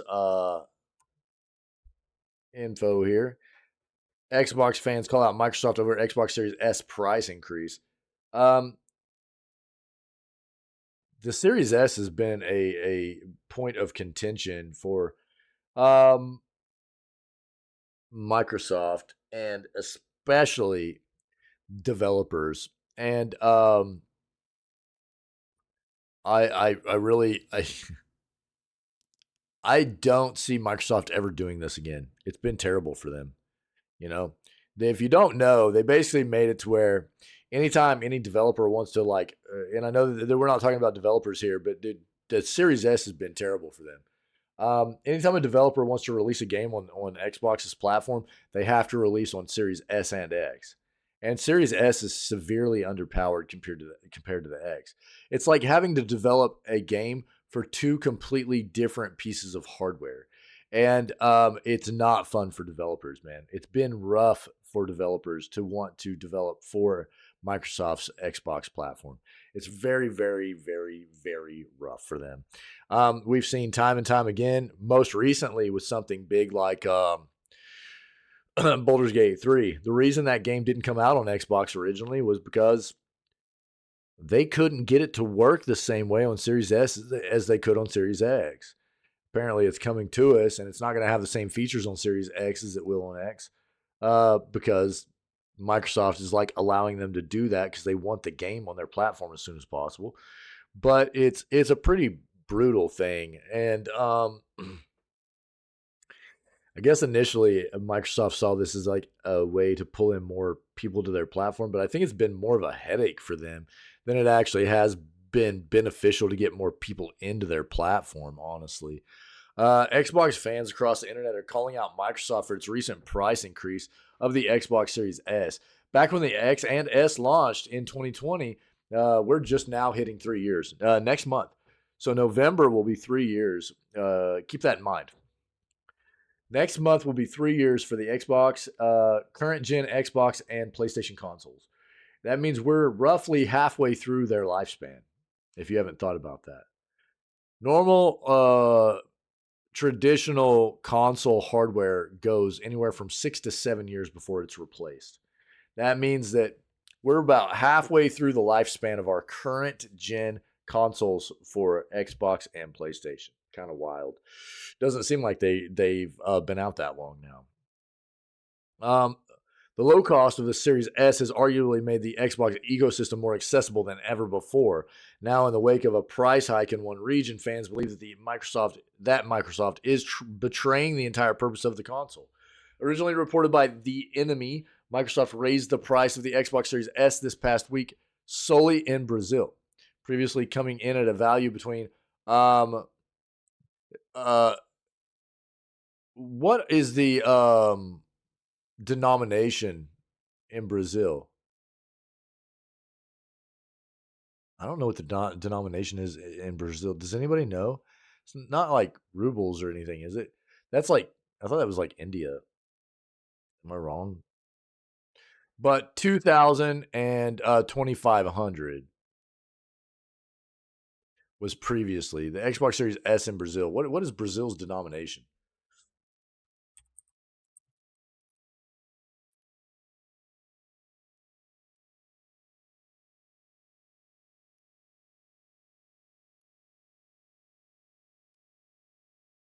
It's the real. Is that what it is? The real? The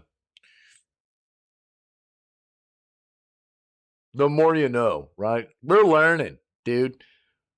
Learning new things every day. I think it's the real, right? So a value between 2,000 and 2,500 real. The Xbox Series S in Brazil has now seen its cost skyrocket by nearly double, really, to 3,600 real. For comparison's sake, this puts the Series S virtually on par with the price of the digital edition of the PlayStation 5. As for the reason behind this price increase, Microsoft itself hasn't provided a specific reason and has been quite dodgy on the subject so far. At Xbox, We will remain focused on offering the best gaming experience at a variety of price points, so gamers can choose what best fits their gaming needs and budget, reads this statement. In the coming weeks, we will begin to communicate price adjustments for the Xbox Series S consoles in Brazil. While the console remains an important part of the Xbox ecosystem, we will continue to offer great game skills and options for gamers in Brazil so they can play how and where they want as long as they can afford it. I added that last part in, but isn't that always the caveat, you know?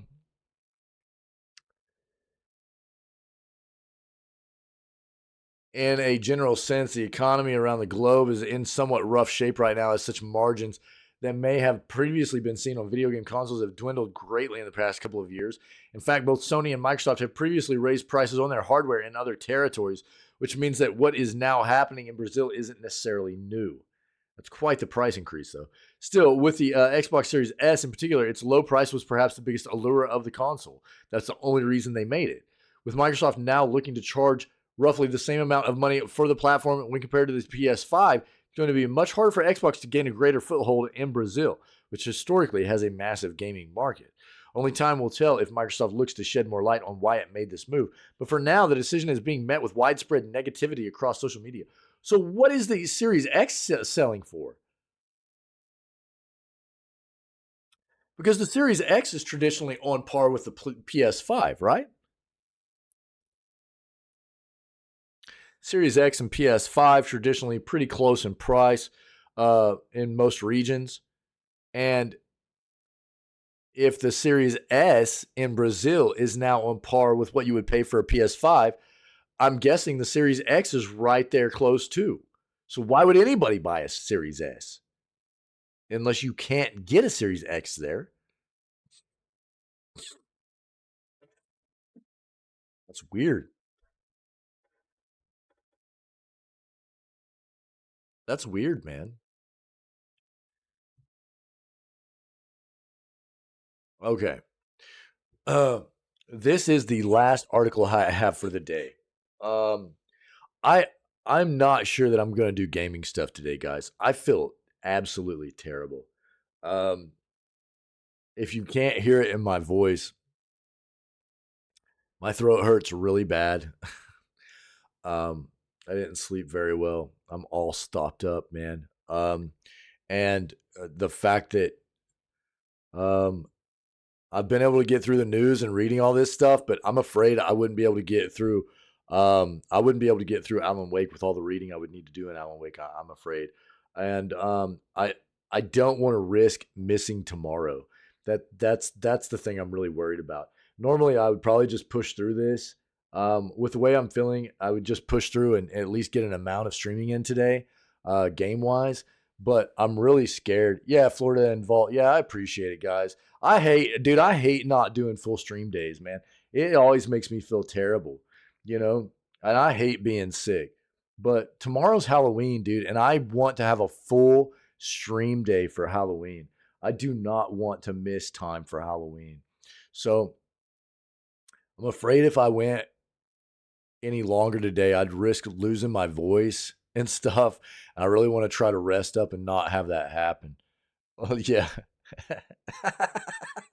no, no, dude. See, Vault, stop. See, yeah, laughter's good unless your throat hurts, and then it sucks. It And I hurts, think, bro. yeah, I think we do Stop. have his description. Can we take that? Let's take his description.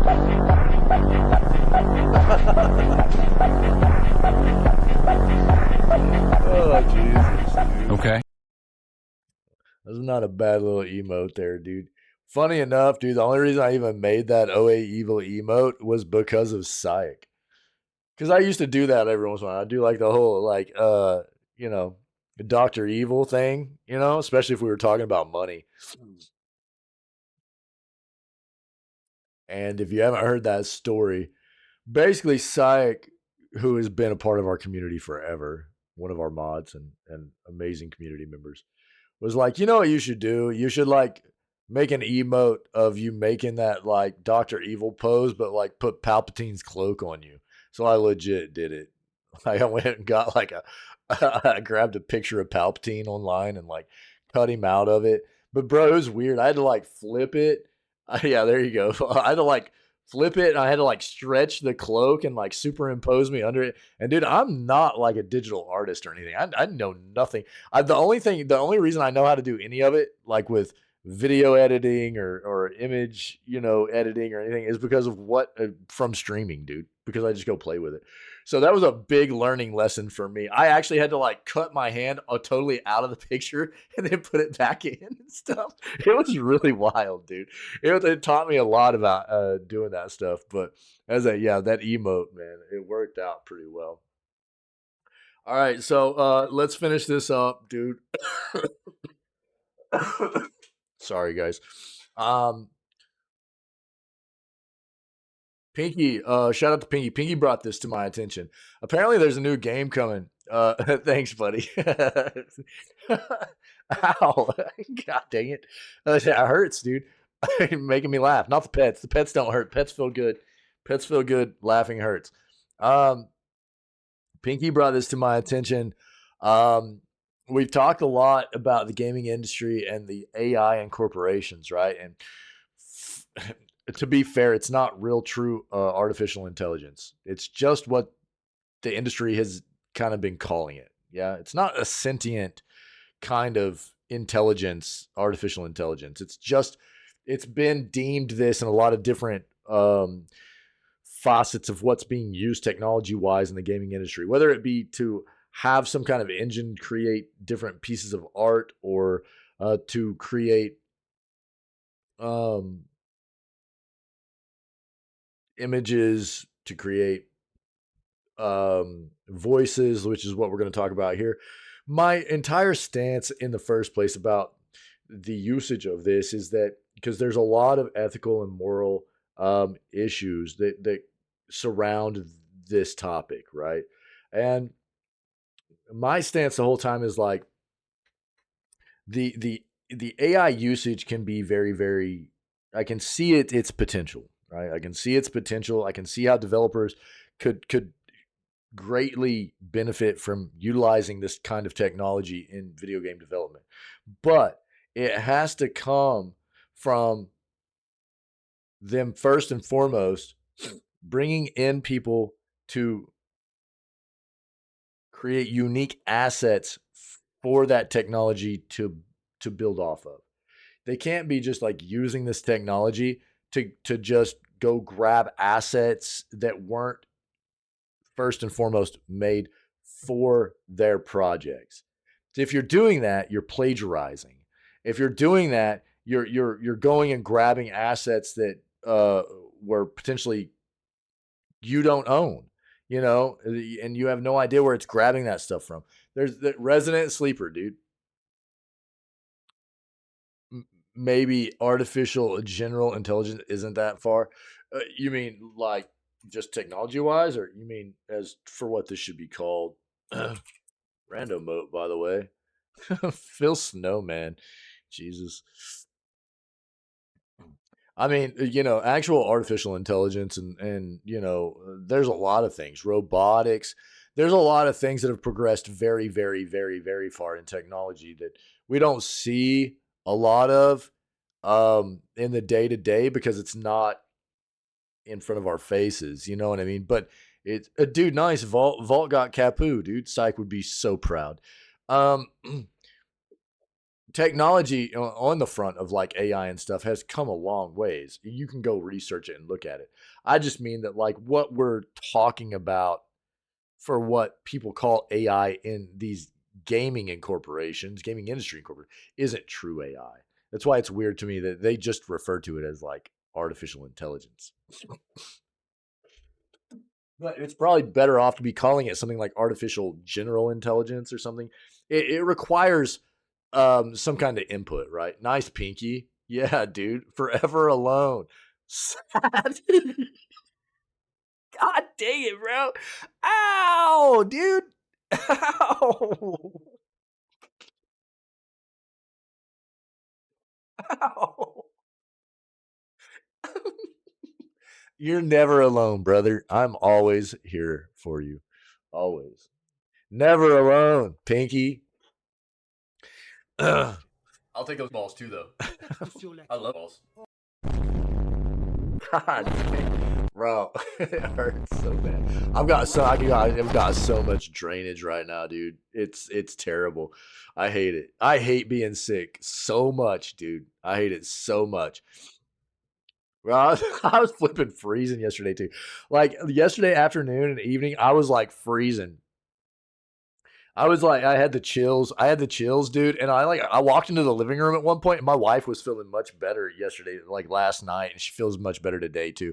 Bro, I walk in the living room. She had been cooking. Bro, she's got like the living room door open with a screen door. It's like 50 degrees outside. I was big nope, dude. I walked in there and I was like, nah. Like I went straight back to the bedroom, dude, and like laid down and covered up. I was like, God dang, it's flipping freezing in here, man. She's like progressed and been getting better while I've been getting worse. And then I walk into the living room last night and it's like freezing, dude. I was like, God dang it. Like, no way, man. I just laid down, covered up with blankets.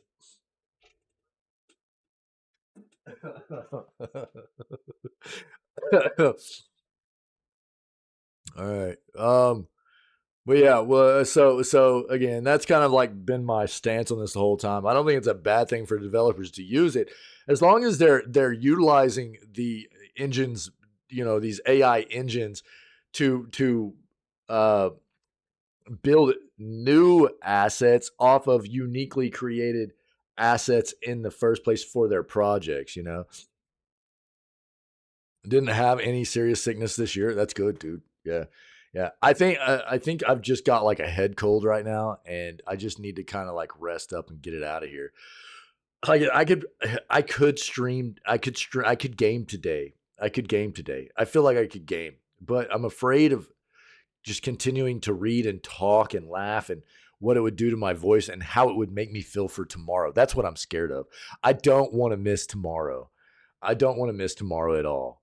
So I could power through this today, but I'm afraid about how it would make me feel tomorrow, and the fact that I need to get up early and get ready and get dressed and get my costume on so we can have a good, nice Halloween stream tomorrow. That's what I'm really scared of.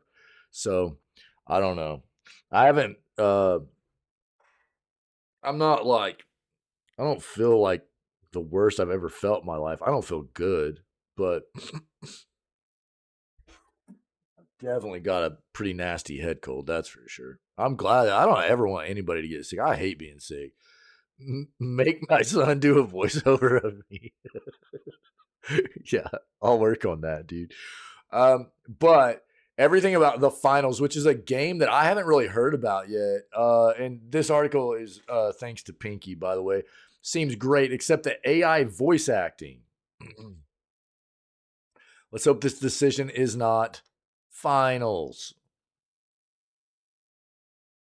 So we were huge fans of the hectic action of Embark Studios' latest first-person shooter, The Finals, now in open beta on PC, PlayStation 5, Xbox Series X, and S. The game pits teams of 3 in a frantic scramble as they fight to secure piles of cash in a destructible game show arena, with a big focus on explosive firefights and varied gadgets. The Finals feels just like the right blend of everything we love from the Battlefield series and Overwatch. We were less enamored, however, with the apparent use of AI-generated text-to-speech voices in place of conventional voice acting, seemingly implemented for the game's in-universe announcers and the majority of team voice lines. It lends a lot of the dialogue an awkward, stilted quality, feels oddly cheap next to the beautiful visuals and highly polished gunplay. While the use of text-to-speak dialogue is not too uncommon in video game development, where it is primarily used as a placeholder when lines are subject to frequent changes, voice actor Gianna Matrigrano highlighted a worrying excerpt from the game's official Meet the Makers podcast on Twitter. In response to a question about the game's voice acting, the developers appear to confirm that AI will be used in the finished product and describe it as an extremely powerful tool that helps cut down the time to implement new lines to a matter of hours instead of months. While the prospect of being able to ship updates quicker may seem tantalizing, both developers and FPS fans have taken to social media to express their disappointment at the revelation. Quote, shipping content with AI voiceovers is bad flat out, argues Sam Winkler, the narrative director of Gearbox Entertainment. There has been a similar reaction over on Reddit. Quote, these just sound like two robots, posted a dismayed user. Is it Revend? It's actually a little annoying to me now. Taking away work from real voice actors adds Sebastian. It shouldn't be AI. Yeah. That's one of the big issues that they're actually addressing right now, too, with the Sev Astra. So if you didn't know, also, the how do you spell that? The Is it Sav or Sav? Av, yeah, it's SAG AFTRA. I can't remember what it stands for, but SAG AFTRA. So SAG AFTRA. What? So what is the actual acronym meaning?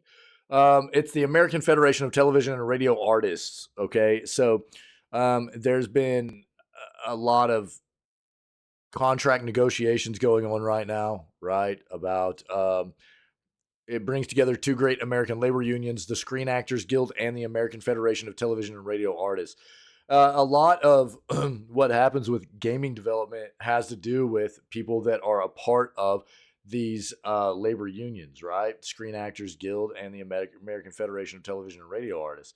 And a large part of it is voice actors. Yeah. And there's been the reason I'm bringing this up is because right now we're in the midst of SAG AFTRA trying to negotiate a new contract between some of the major video game developers and publishers in the industry because it's lapsed now.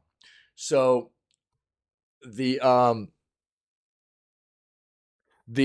contract that they had been under was originally mid 20 teens, and it was supposed to expire in 2020, or it did expire in, I think, 2020. It got extended because of the pandemic, but it's up now. And one of the big areas of talk and contention for these development and publisher studios and for the actual SAG AFTRA members is AI incorporation, because it is doing a lot of they're trying to replace people for just robot talk, really. Robot talk, not real artwork. I mean, you name it, across the board. There's a lot of different areas in where they're trying to not to get away basically with not incorporating unique assets by hiring people to create unique assets for at least the AI incorporation to build off of. And that's what I've been talking about.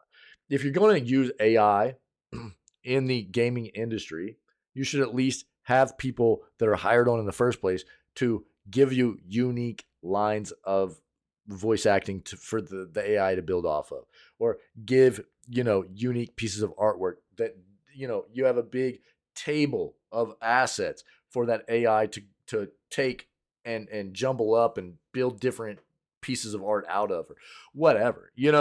That's the way it should work. And a lot of these developers aren't trying to do it that way. They're trying to get away with cutting corners, not using unique assets, not having to pay people to create, their unique pieces of art for these pieces of entertainment, and just replace them entirely. And it's a big,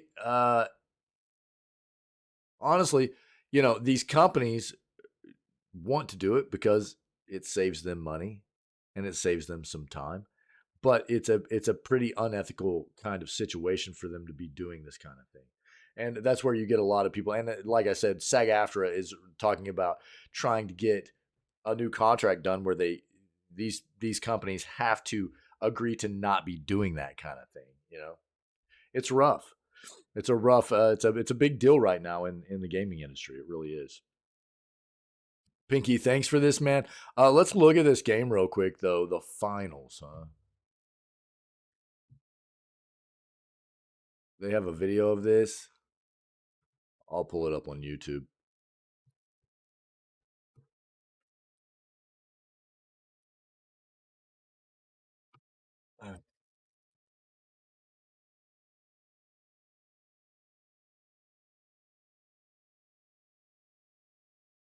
Good trailer.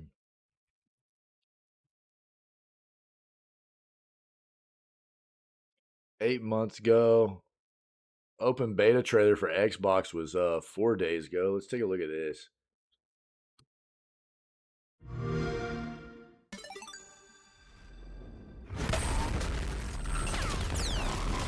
Oh, I do remember seeing this. Was this not called something else before? I don't remember this being called the finals, but I could just be misremembering.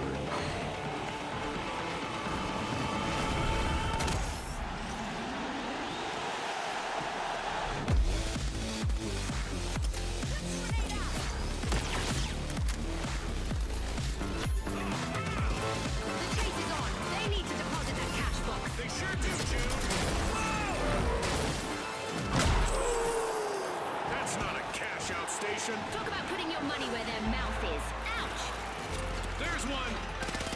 That cash out will take time to complete. This looks fast-paced, dude. Not your type of game. No doubt about it, Scotty. I would have to try it out and see.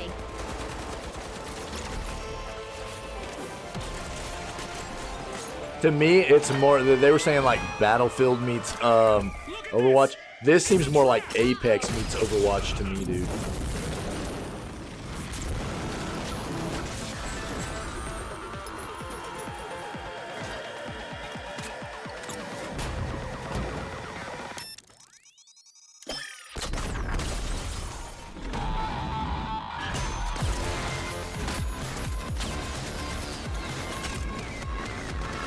Just from what I've seen, though.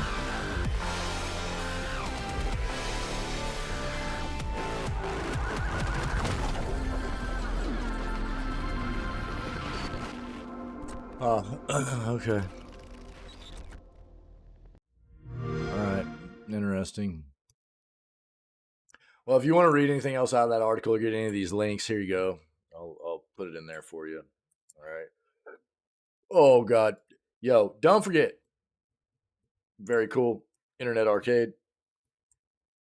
Free repository for, preserving video gaming history. Very, very neat, dude. Again, if you, the Internet Arcade is a web-based library of arcade coin-operated video games from the 1970s through the 1990s, emulated in JSMAME, part of the JSMESS software package, containing hundreds of games ranging through many different genres and styles. Arcade provides research, comparison, and entertainment in the realm of video game arcade. They've even got a more detailed synopsis here. Very, very neat. Very neat, dude. That's very cool. So, that's the jam, dude. That's the news. And I will apologize. We're not going to do any gaming today. I'm just too scared of what it might end up doing to me for tomorrow's Halloween stream. So we'll just call it with the news. My throat's hurting pretty bad, and sucks being sick, dude. I hate it so much. I really do. And I feel bad not getting any kind of gaming stuff in today for everybody. It always feels bad for me not being able to do that kind of stuff and hang out with you guys. I love what I do. I love playing games, but dude, I love hanging out with you guys too. And anytime something like this happens where I'm not able to spend a full day doing my streaming stuff, man, and hanging out with you guys, it makes me feel like I'm letting people down. And I hate that. But you guys are always really supportive when things like this happen, and I appreciate it. And hopefully everybody just understands, sometimes this is life, and I need to try and make sure that I'm taking care of myself today so I can rest up and get ready, because I want to put on a good show for you guys tomorrow. Yeah, I know, man. I appreciate it. I just want to try to put on a good show tomorrow, and I'm scared of pushing too hard and not being able to do that. I want to dress up. I want to have a good Halloween stream tomorrow, So hopefully everybody understands. Again, you guys are amazing, and this place would not be what it is without you. It really wouldn't be. I probably say that kind of thing a lot, but I say it because I mean it, and I truly feel that way. And which is why I try to be as consistent as possible in the content. And doing as much as I can for you guys as bringing, doing the live content as well as working on a lot of the behind the scenes stuff to make this place as fun and enjoyable as possible for everybody. It means a lot to me because you guys mean a lot to me. So again, I am really sorry that I'm not gonna be able to do a full stream today, but Alan Wake 2 will get completed. It won't get completed before Scaretober's up, and it won't get completed before we start Baldur's Gate 3. That's just a fact. Baldur's Gate 3 will start on Thursday, and what we'll have to do is it'll just be a game that we'll continue to play and finish up on some of those like off days where Pinky's not able to be there for part of Baldur's Gate 3. So it just is what it is, man. Sometimes we just got to be agile and flexible in what we do here in the channel. Sometimes life things happen, and we'll make the most of it, man. We'll still have a good time, and I'll let you guys know when we're planning on doing.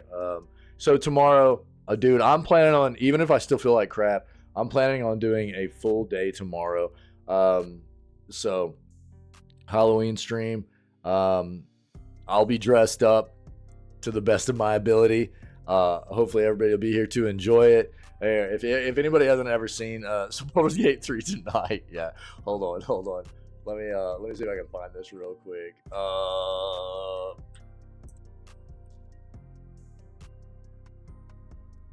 come on, man. It's not there?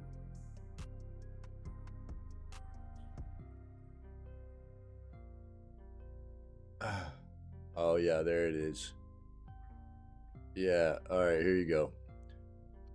This was last year. I'll share it again tomorrow, but this was last year's Halloween costume transformation. I wore 2 costumes yesterday, so enjoy that if you haven't seen it. Most people probably have, but you'll get to enjoy that right there and get ready for tomorrow.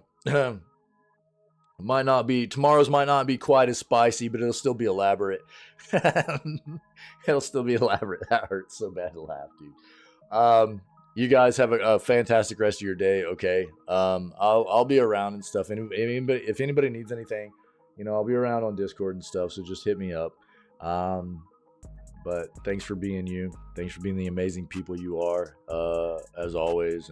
And we'll do it again tomorrow. It'll be a full day tomorrow, dude. No matter what, no matter how I'm feeling, dude. We'll do it. We'll have fun. I expect to see everybody else's costumes as well.